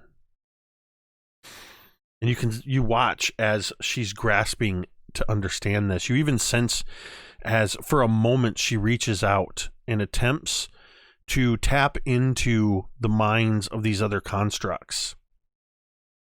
And she realizes, as you already know, there's no sentience there beyond what is they're barely hollow shells, things at her command. And then she looks at you, and you feel that she's beginning to try to access your own mental capacities. Would I be able to let her in chunks? You want to give her controlled access? Yes. Specifically through memories, if possible. I'm going to allow it because if she's not sensing any resistance, she's going to push through each door you present to her. Perfect. So, and so I want it to be very so Fig wants it to be very kind of controlled. I'm going to say with those successful persuasion rolls that you made, by a fair amount, each time you got nearly double what she did, that she's going to take the access you're giving and is almost reading it that she's pushing her way in. What does she see as you begin to allow her to move in a controlled way through these doors of memory?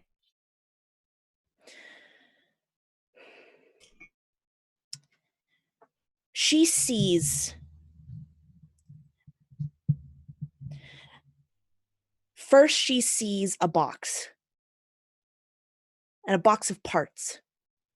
She can hear the sound of the gnomes talking,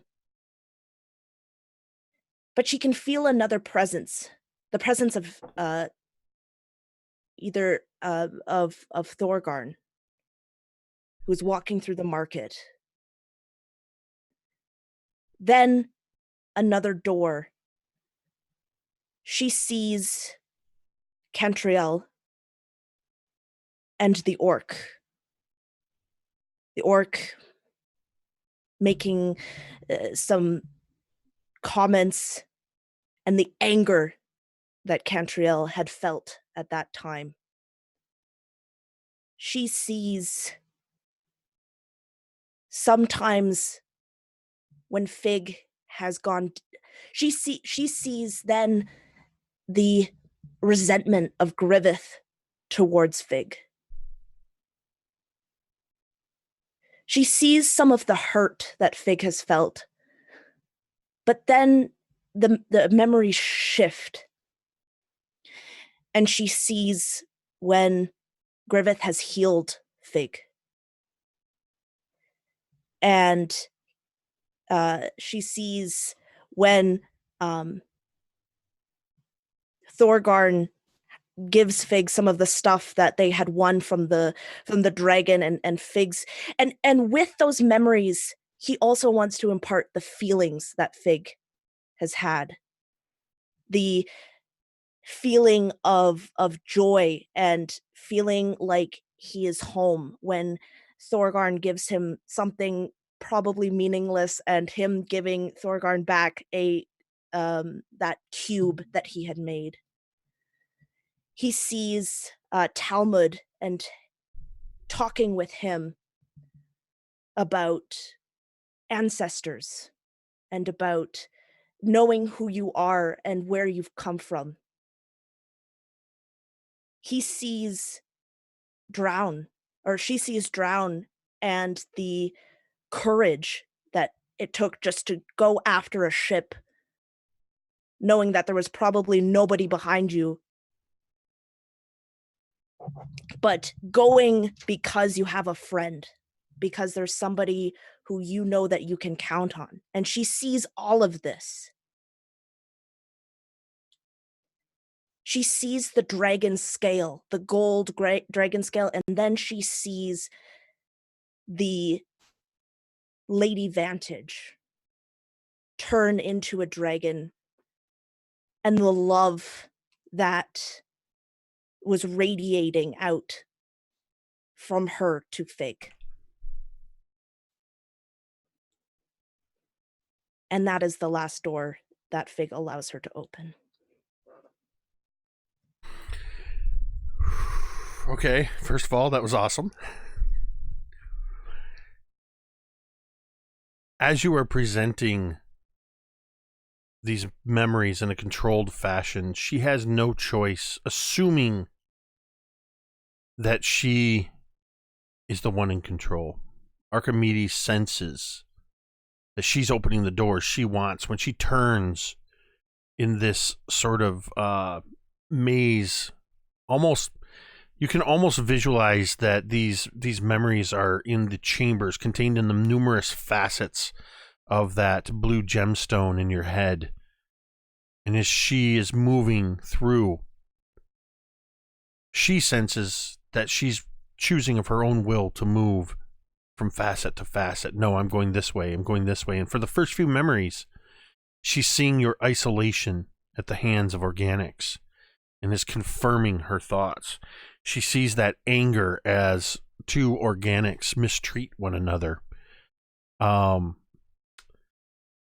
Again, the hostility confirmed from another organic mistreating a construct. But then she begins turning down these passageways and seeing these new memories that are showing her, and she begins moving quicker and quicker, trying to turn away, and no, this cannot be. This is not how it is. No. And I would like you to make one more persuasion check at advantage.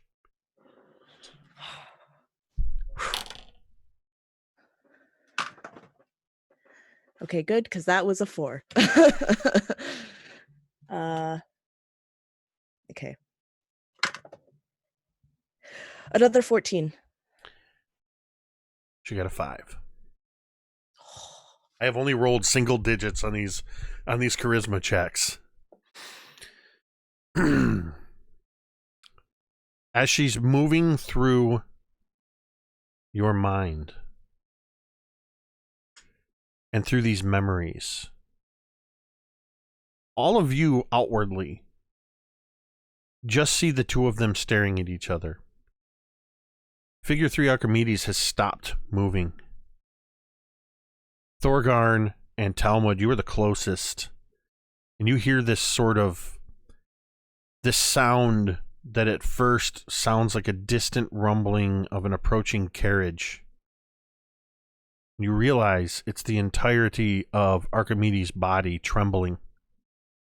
All of the mechanical cogs and nuts and bolts and arcane energy that holds Archimedes together is vibrating, rattling, rumbling louder and louder.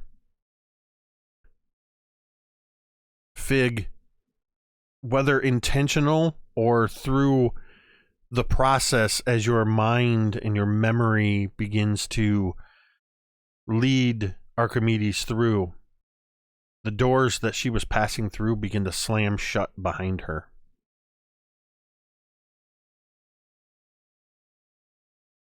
Archimedes, you sense a shift in this neural network. And the hierarchy changes. And your name moves up above Archimedes in the hierarchy. You, essentially, to put it in computer terms, have now become sysadmin of this neural network. Archimedes' consciousness becomes absorbed into your own, and you have a choice. You can either let it remain there under your control in a single facet of your mind, or you can release it. Putting it again in computer terms, you can delete it.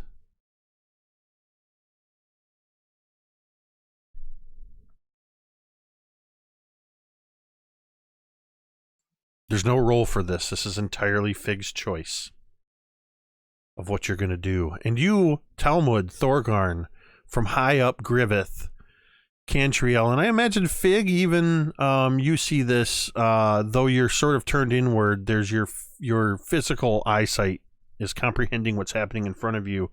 And Drown, you watch as the form of Figure 3 Archimedes, her head splits down the middle, and it sort of goes shkoon, shkoon, shkoon, shkoon, goon, goon, goon, goon, all opening up and revealing a very large fist-sized blue gem with diamonds orbiting around it. Just like the inside of your own skull, Fig. Fig reaches out, and he's going to take the gem out from the head. And he looks at it for a while, and he imagines how easy it would be to just kind of crush in his hand. But instead, he takes it and he opens up his own head. He kind of, seeing it done, he knows the right buttons to, or the right knobs and gears to push and pull on his neck. And the face opens up, and you two see this sapphire. And he takes the second and he places it beside the first so that they both begin to orbit around each other.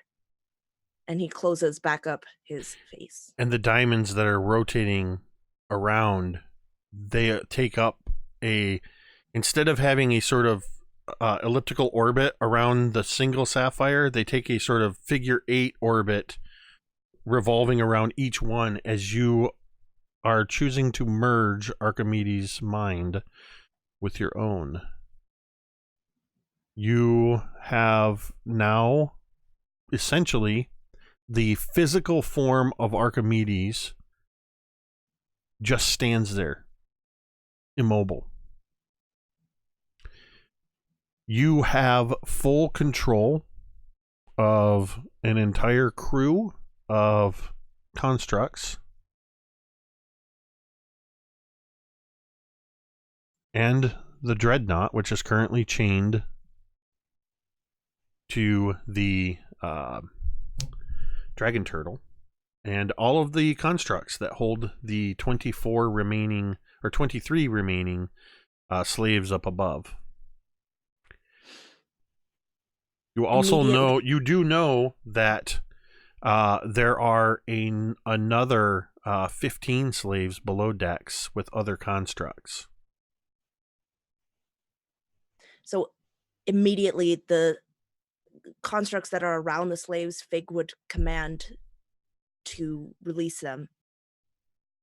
And the others that are remaining, you would see they would suddenly become marching down. I imagine some sort of door would open, or maybe they could even jump off. They would begin coming down into the town, and he would command them to begin putting out the fires, helping the wounded, and trying to just help out.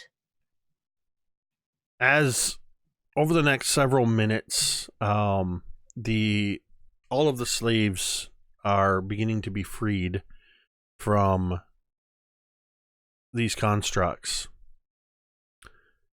The best way to get them down is Captain Dervish has maneuvered the Evangeline to the stern of the Dreadnought and has thrown grapples, pulled them close, and there are gangplanks, and begins offloading all of the slaves onto the Dreadnought.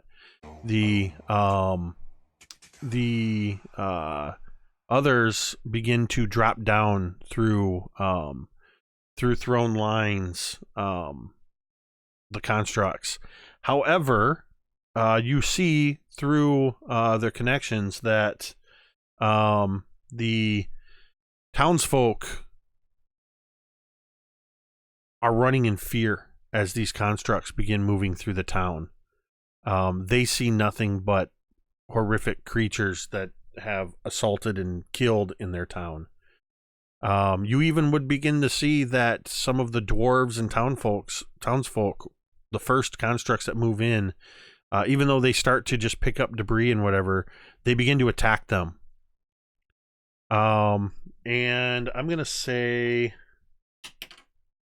6 of the first wave are destroyed. And I'll figure out which ones they were from my list later. The town's reception to these is not going well, so you have to decide if you're going to continue to push them out into the town or recall them. I didn't want them to go into the town, but I want them to be like on that edge of like where the immediate damage is. And after a while he's trying to help, but after a while I think he sees that maybe that isn't the best thing. They've gone through enough, so he would recall them all back to the ship. You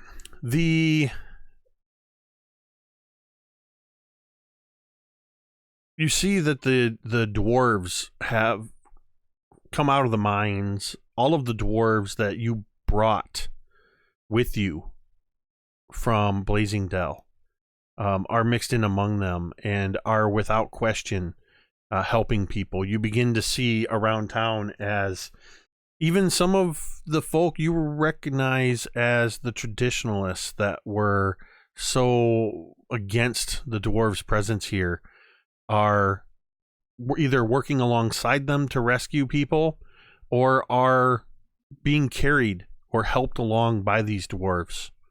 You see Manistrad Copperlocks, the dwarf who was with you and who runs the mine, is not only directing people but has been helping.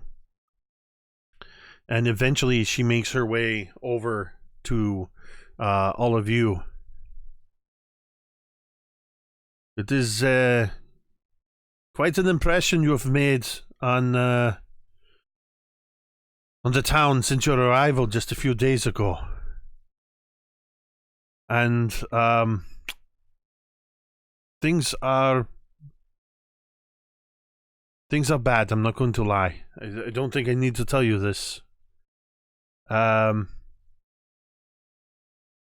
still learning who all the casualties are amongst everybody, but it appears as though No. I can't think of his name. No. Who are you talking to? The cat. He's trying to chew my camera cord. Oh. I didn't realize I was off mute. Sorry. What is? Oh, Firebrand. There's. It appears as though Eliander Fireborn was amongst the casualties in the assault. I am currently trying to find the rest of the council members. As a member of the council, I will have to call a council meeting very soon. We are going to need your assistance in dealing with this. But it is my counsel to you that, well, it appears as though you have been instrumental in stopping the assault. You would be advised to make yourself scarce.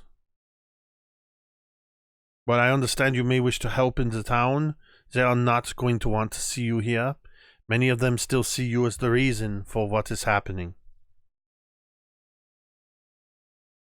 It is my understanding that you have taken possession of what was the smuggler's home outside of town, yes?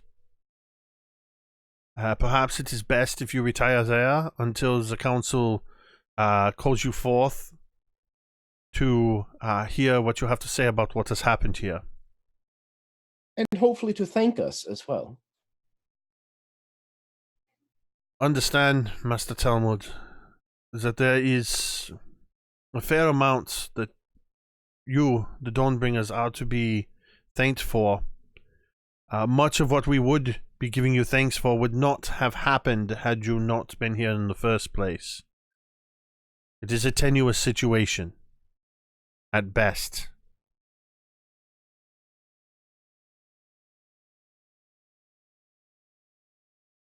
I cannot force you and will not force you to leave.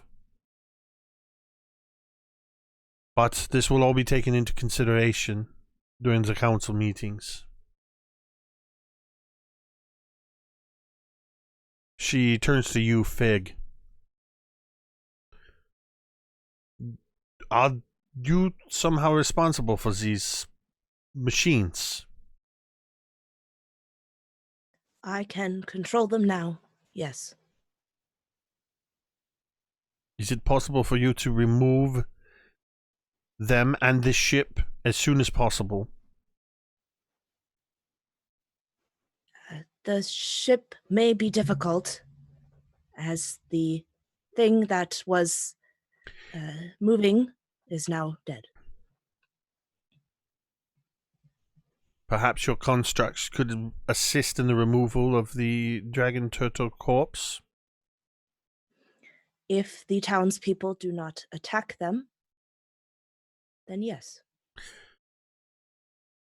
Many of the townsfolk already want to keep their distance from this part of the town. I will see to it that it is done. Fig, you would also know, having absorbed Archimedes,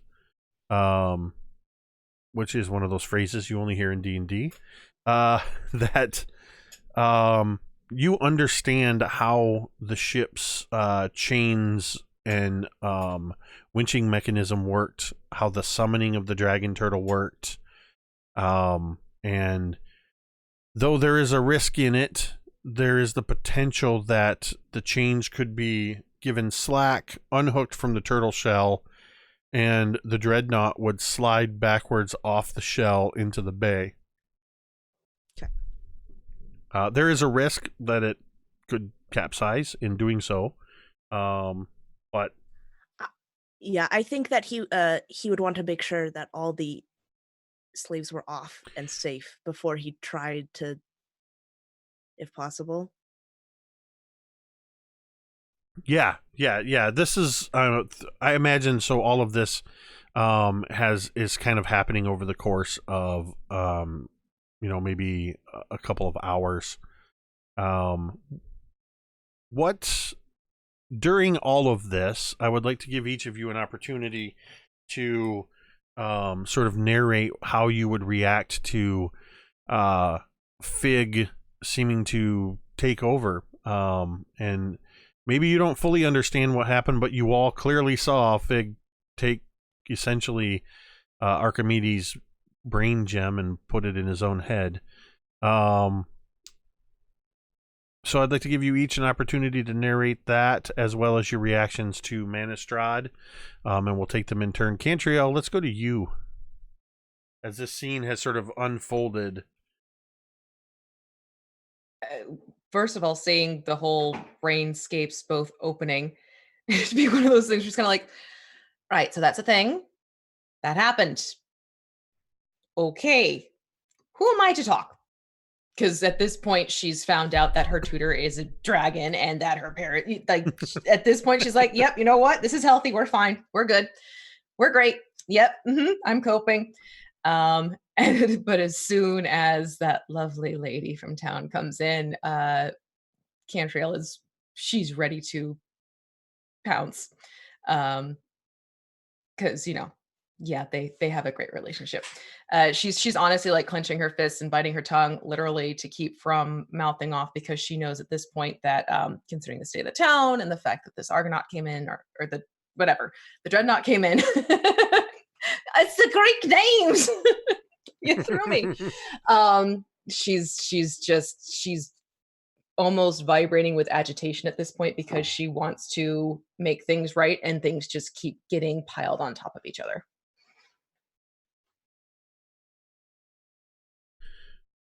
So Cantriel's just getting overwhelmed? Oh yeah, at this point, because, Vantage just told her, yeah, by the way, it's your blood that's going to bring back this, that, and the other thing, and this is why your parents were taken in the first place, and the town is going to blame you for all this. At this point, she's going to have a day. So I just imagine uncharacteristically Cantriel just sort of moving around to the front of this carriage, and where Fig had sort of pushed the door off when he disembarked, just sort of sitting on that the floor at the entrance to so you're kind of like sitting in the open door with your feet there, and just sort of Oh, totally. It'd be like many deep breaths, and it's very uncharacteristic of Cantriel to be so quiet. Yeah. Talmud.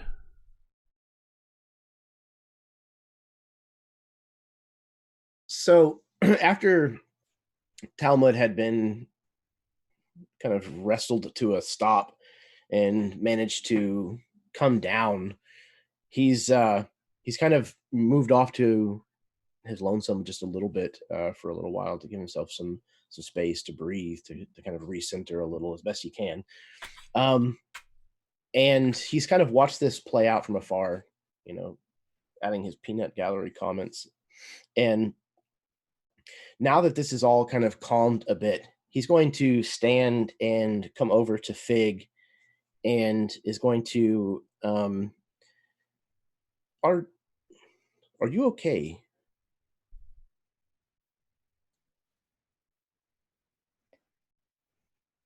No, but I will be. Just be careful. Whenever you let someone in there, there's only so much space inside, and you have to share that with this other thing. It messes with, well, just be careful, okay? Then it is good that I have a good teacher to help me.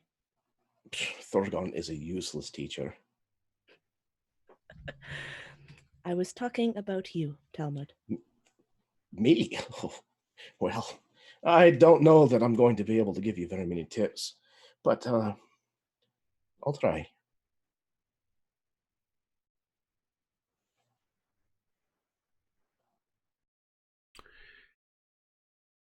What about Drown?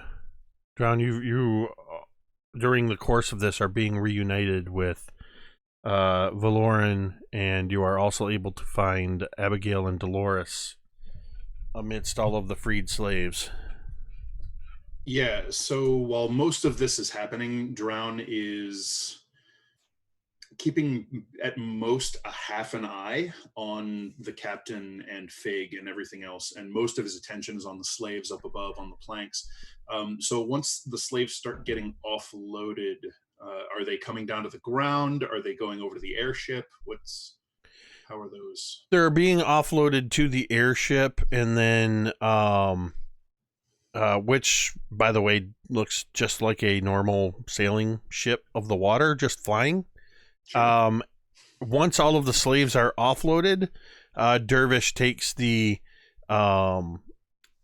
Evangeline around the harbor where it cuts into and turns into the river, to where some docks have not been destroyed, and will settle it down into the water, so they can all debark. And it's only maybe a couple hundred meters away from the main area where you are, and is in a section where that did not take any damage. Got it. So then, about the time that the Evangeline takes its leave, Drown just sort of ignores everything else happening here and heads off after it. He just kind of walks through the surf, and just heads out toward the ship where the boats are bringing the prisoners ashore. And as he heads over there, he takes kind of stock of who are around, looking for the people that he was hired to retrieve and make sure return safely. But once he finds Valoran, he just sort of ignores the rest of them as well. He heads over to the dwarf, who is just kind of a grizzled, sort of iron hair and bearded miner and prospector. And Drown sort of just drops down to one knee, clasps him by the shoulder, and like sort of bows his head and touches their foreheads together. And that's about all anyone can see what's going on. He's too far from anyone to hear it. But so he will, after ensuring that Valoran is safe and more or less unharmed, he'll gather up the other two and make sure that he can bring them aside to deliver them back to Lady Vantage and start making his way back toward whatever is going on at this point. You would find that you don't get far and you see the Lady Vantage with Muriel approaching. And she is still as elegant looking as ever, though she is for the first time dressed in garb that would actually be very similar to Cantriel, in that she appears to be wearing leather armor. She's wearing practical footwear, and seems to be ready to get. In fact, she already looks like she's gotten her hands a little bit dirty. She seems to have come in to help in her elven form with the recovery efforts. But she spots you heading towards her with Abigail and Dolores. Yeah, so he'll just kind of lead them that way, stop kind of, I don't know, maybe a long personal distance away from Lady Vantage, and just kind of nod down toward them, as I assume they run towards Muriel. Just kind of nod down towards them and say, "There you are. What you wanted returned undamaged." You have been true to your word, and I appreciate that, and I am glad to see that this has come to a resolution. Though I am saddened as what has happened to this town. It is my understanding that many in the town are not so appreciative of the Dawnbringers' efforts. Drown kind of spares a glance for the town, which he really hadn't paid any mind to at all as they were down here, and sort of takes in the destruction and offers it a one-shoulder shrug, and then just sort of goes back to looking at Vantage. See me later this evening, and you will receive your payment, as promised. He nods once, and that's enough for him. He turns and... Drown. He stops, half turns, looks back to her. Yes. Let them know, the Dawnbringers. When darkness falls,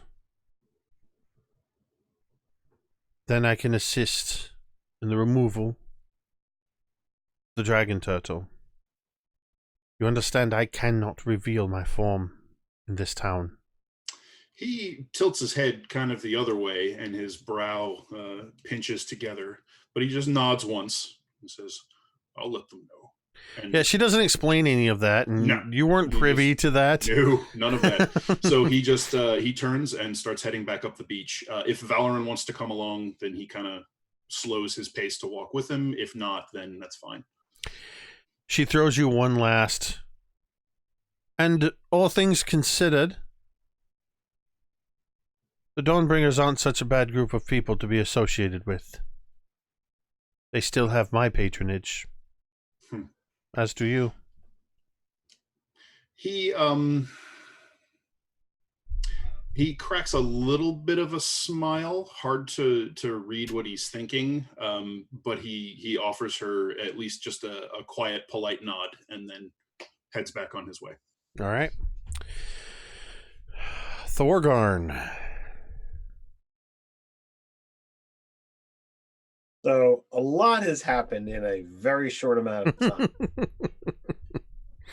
It seems like, a snapping of a finger from when he charged after felling the dragon turtle, coming into this warforge, to a quick, weird transaction where he's wrestling with Talmud to allow the parlay to happen. Prisoners begin getting released without so much as a word being spoken. The gem gets removed from the supposed captain. Remind you guys that she's wearing a cloak and a ring, but Thorgarn's not really thinking about that. Ted certainly is. We get news from the town that Oleander Firebrand is apparently dead. There's buildings that are destroyed. There's all this stuff that's going on. We yet again have risked our lives to save people, and people are mad at us because of it.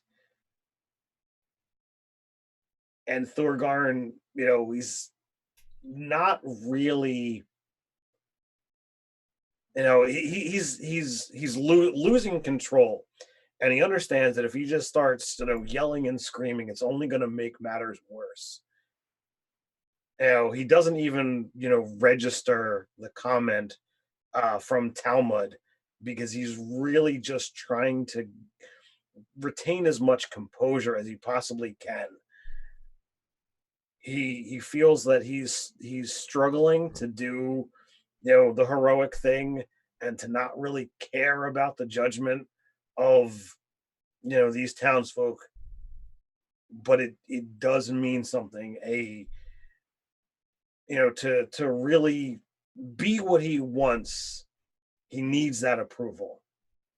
And he's fixating on, hey, you've got that building that you cleared out. Why don't you go there and cool off?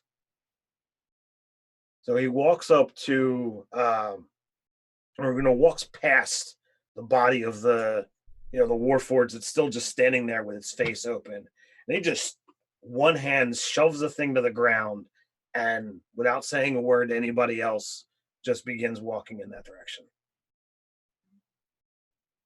He's distraught over, yet another person that he seemed to care about, that honestly thought the Dawnbringers were going to do good here in this town. One more ally, one more, for lack of a better word, friend, gone from this world, and one more place that he's doesn't seem welcome because of it.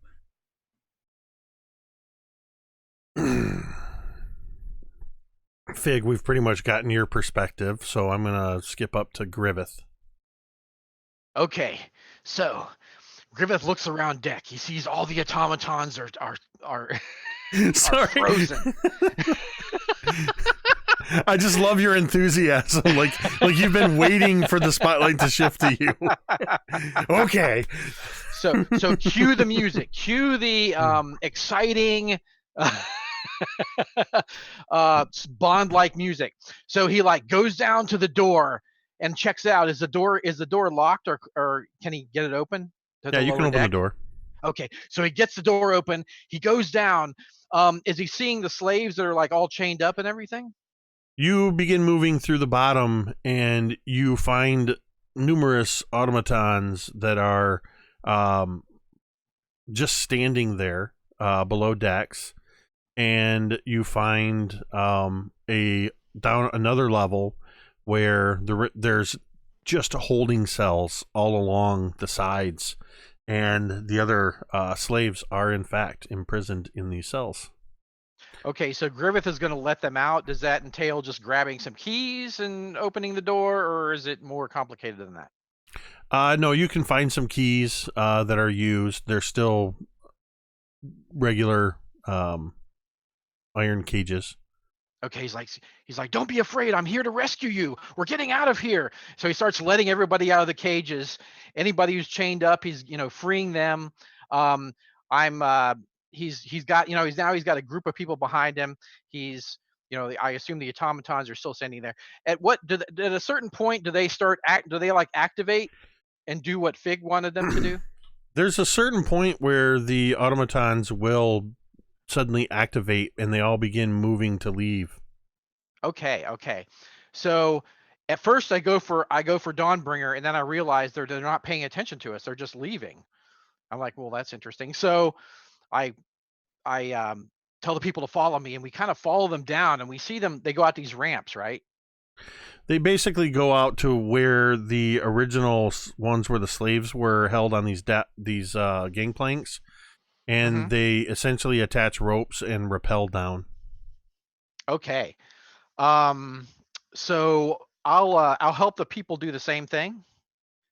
Well, the people, once you bring the people up to the deck, Dervish is there with his crew helping to offload because his ship is flying at the stern. Okay. So that's so right. yeah, that's you right. you can definitely assist in the recovery efforts of the slaves, loading them onto. I imagine at some point Dervish comes up to you, and just says, "I guess my timing couldn't have been better. Oh, great timing, sorry to Dervish. duck out of the fight, but I wanted to get to the ship and help how I could." You're a lifesaver. We're getting all these people to freedom. You're a hero. So can you lower me down to the Dawnbringers? I need to see them. I need to see what's going on. Yeah, once we get the last of these slaves on, we're gonna head over there, and he indicates where the docks are a few hundred meters away. We're gonna land over there. So you would be amongst, I imagine, as the Evangeline lands and they begin offloading everybody, you're sort of in that crowd that Drown passes by when he's looking for his friend, as you're moving back in the opposite direction, and you make your way back over to the Dawnbringers. Yeah, I kind of do a second glance at this strange warlock, this strange man who's been with us, and then I'm just, I'm getting the people to go forward to, meet their family and friends, and I see the Dawnbringers, and I'm like, friends, the slaves are free.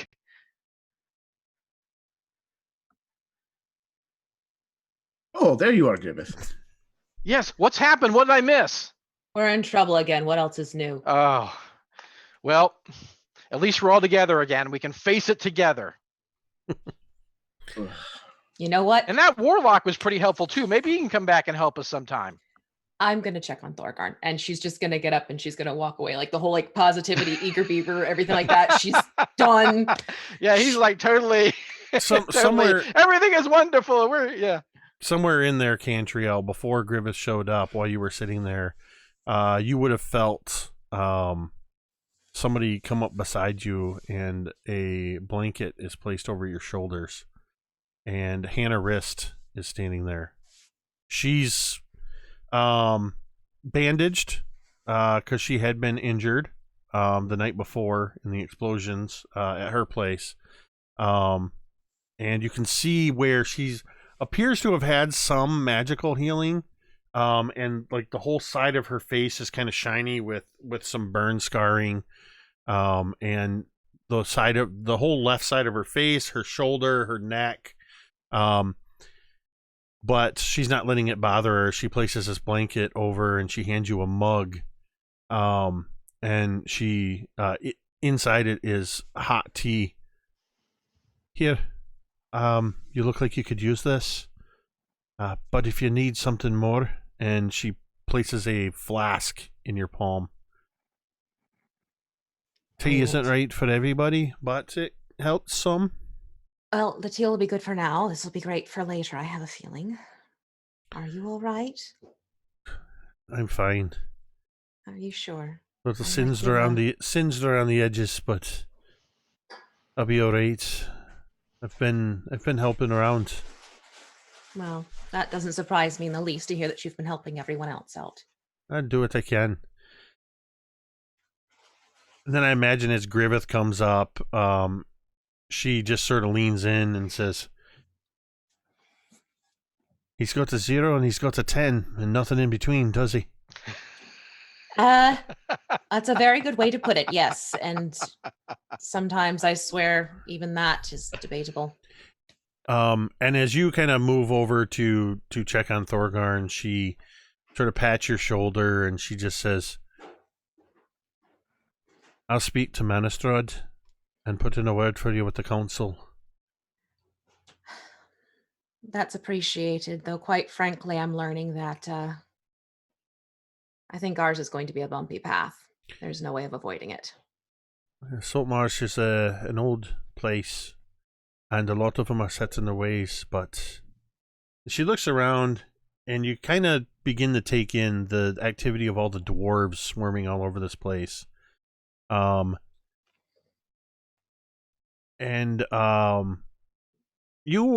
imagine with that high perception you have, you notice that there's about a half a dozen dwarves that are moving around, helping with everybody, but they're moving much differently. They don't move like dwarves, and you swear one of them stops and tucks a tail into its trousers. It appears the Lady Vantage has disguised her kobolds as dwarves to help with the recovery efforts. It's the kobolds. And she just says, "I'll do what I can, but I don't envy you the journey you're on now." So, we're going to... Let me ask this question of the Dawnbringers. Eventually, will you follow Manistrad's advice and make way outside of town to your awaiting homestead, or will you go elsewhere?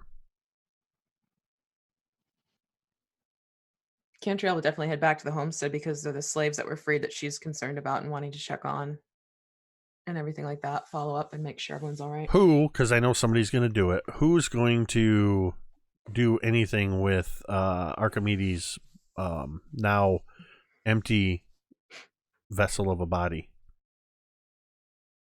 Talmud's already looking over it.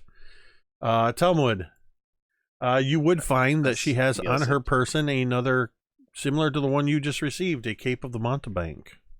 Well, look here. She also has on her person, though they are attached, she has 2 magical scimitar blades that are integrated into her arms. Fig, I don't know if you have any weapon proficiencies given your class. You would know that these are things that if you chose to could be integrated into your own armor. Though you would not have any sort of proficiency with them unless you have those. She has a ring of spell storing. The ring does require attunement, and it has 2 of its 5 slots filled. There is a level 1 Featherfall spell, ironically, that is in there. And there is a level 1 magic missile that is in the Ring of Spell Storing.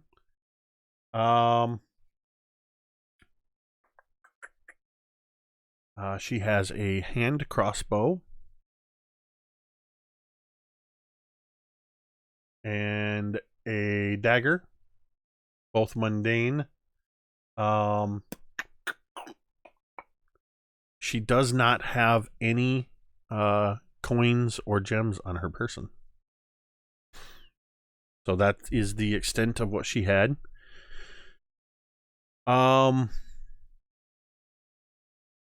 Unless anybody objects or decides they wish to do elsewise, it sounds like everybody's going to sort of meet up, head to the homestead.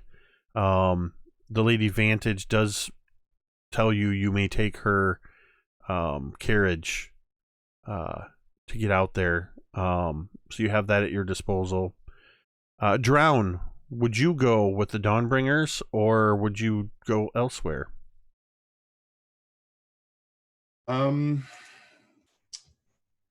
That would depend sort of on what's happening with all of the refugees and the like.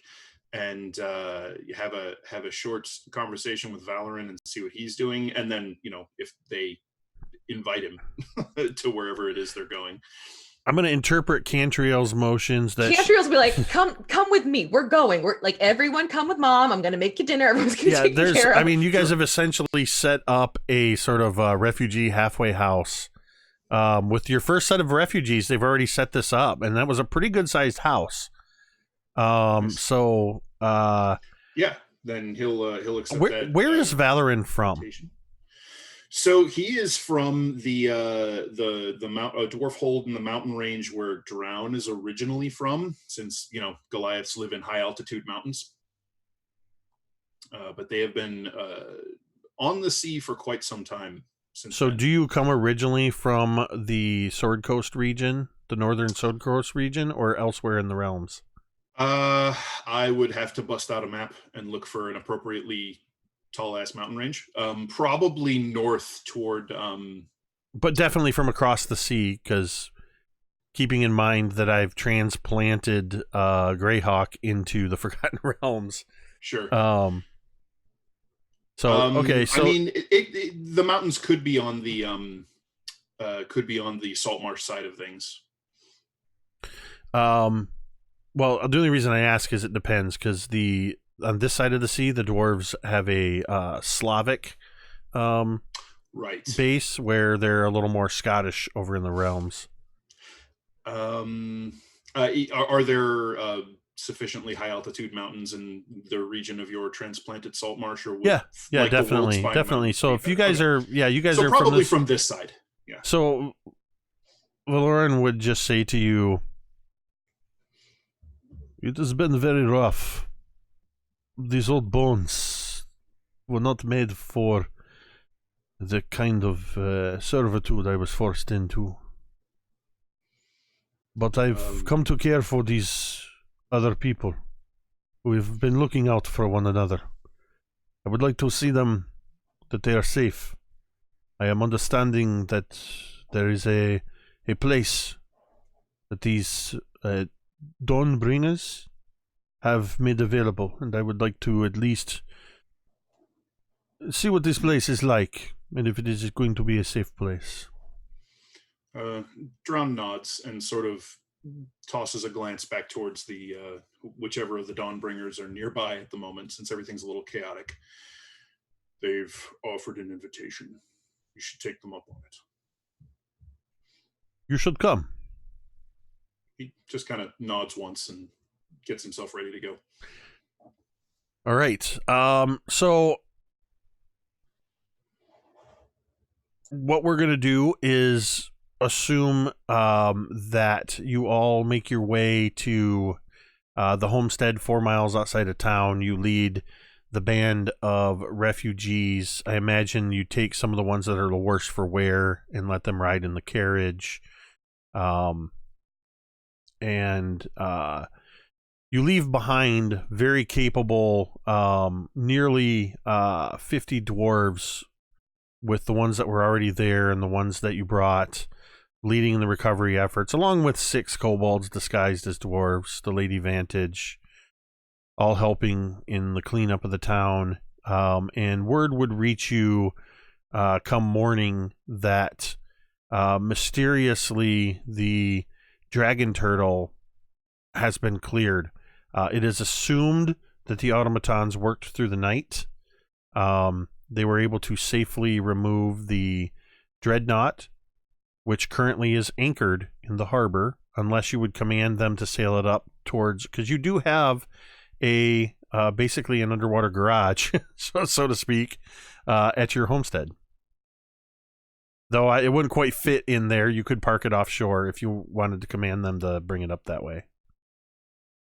I think actually that Fig wants to talk to the Lady Vantage first. Quickly, just very quickly. Okay. Before they Sure. leave. Sure.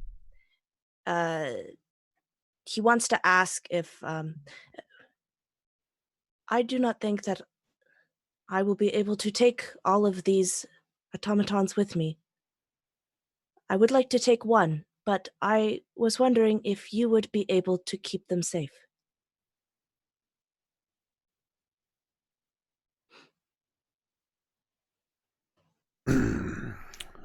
She looks you up and down, and she peers deep into your eyes, Fig. I'm not entirely certain what it is that has transpired here today, but I sense incredible growth in you, Fig. I am both proud and I'm a little bit frightened. You must be cautious. I will see what I can do to watch over the Dreadnoughts and its crew. You will tell them to obey my commands? Yes, they will obey every command that you tell them, and only you.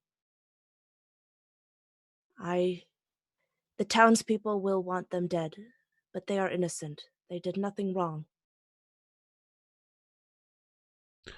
They only followed orders.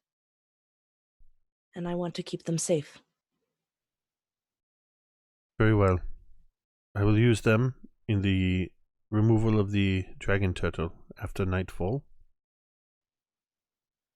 You should all go and get rest and await the word of the council.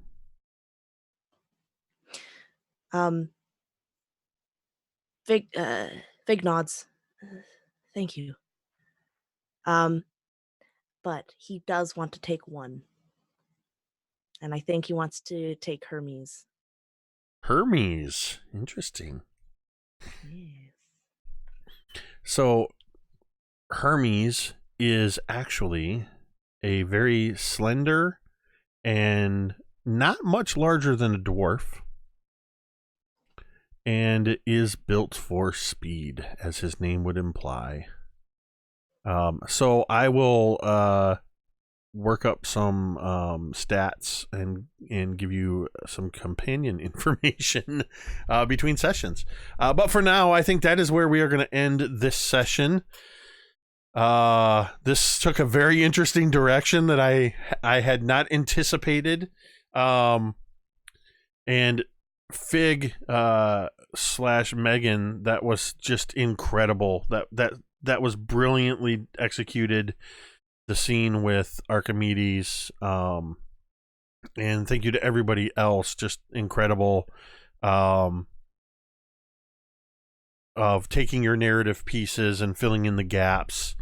I love the direction your characters are taking. We're seeing some real growth, and not necessarily always in a positive way for some of these characters. They're dealing with some, well, to put it mildly, some some pretty heavy shit.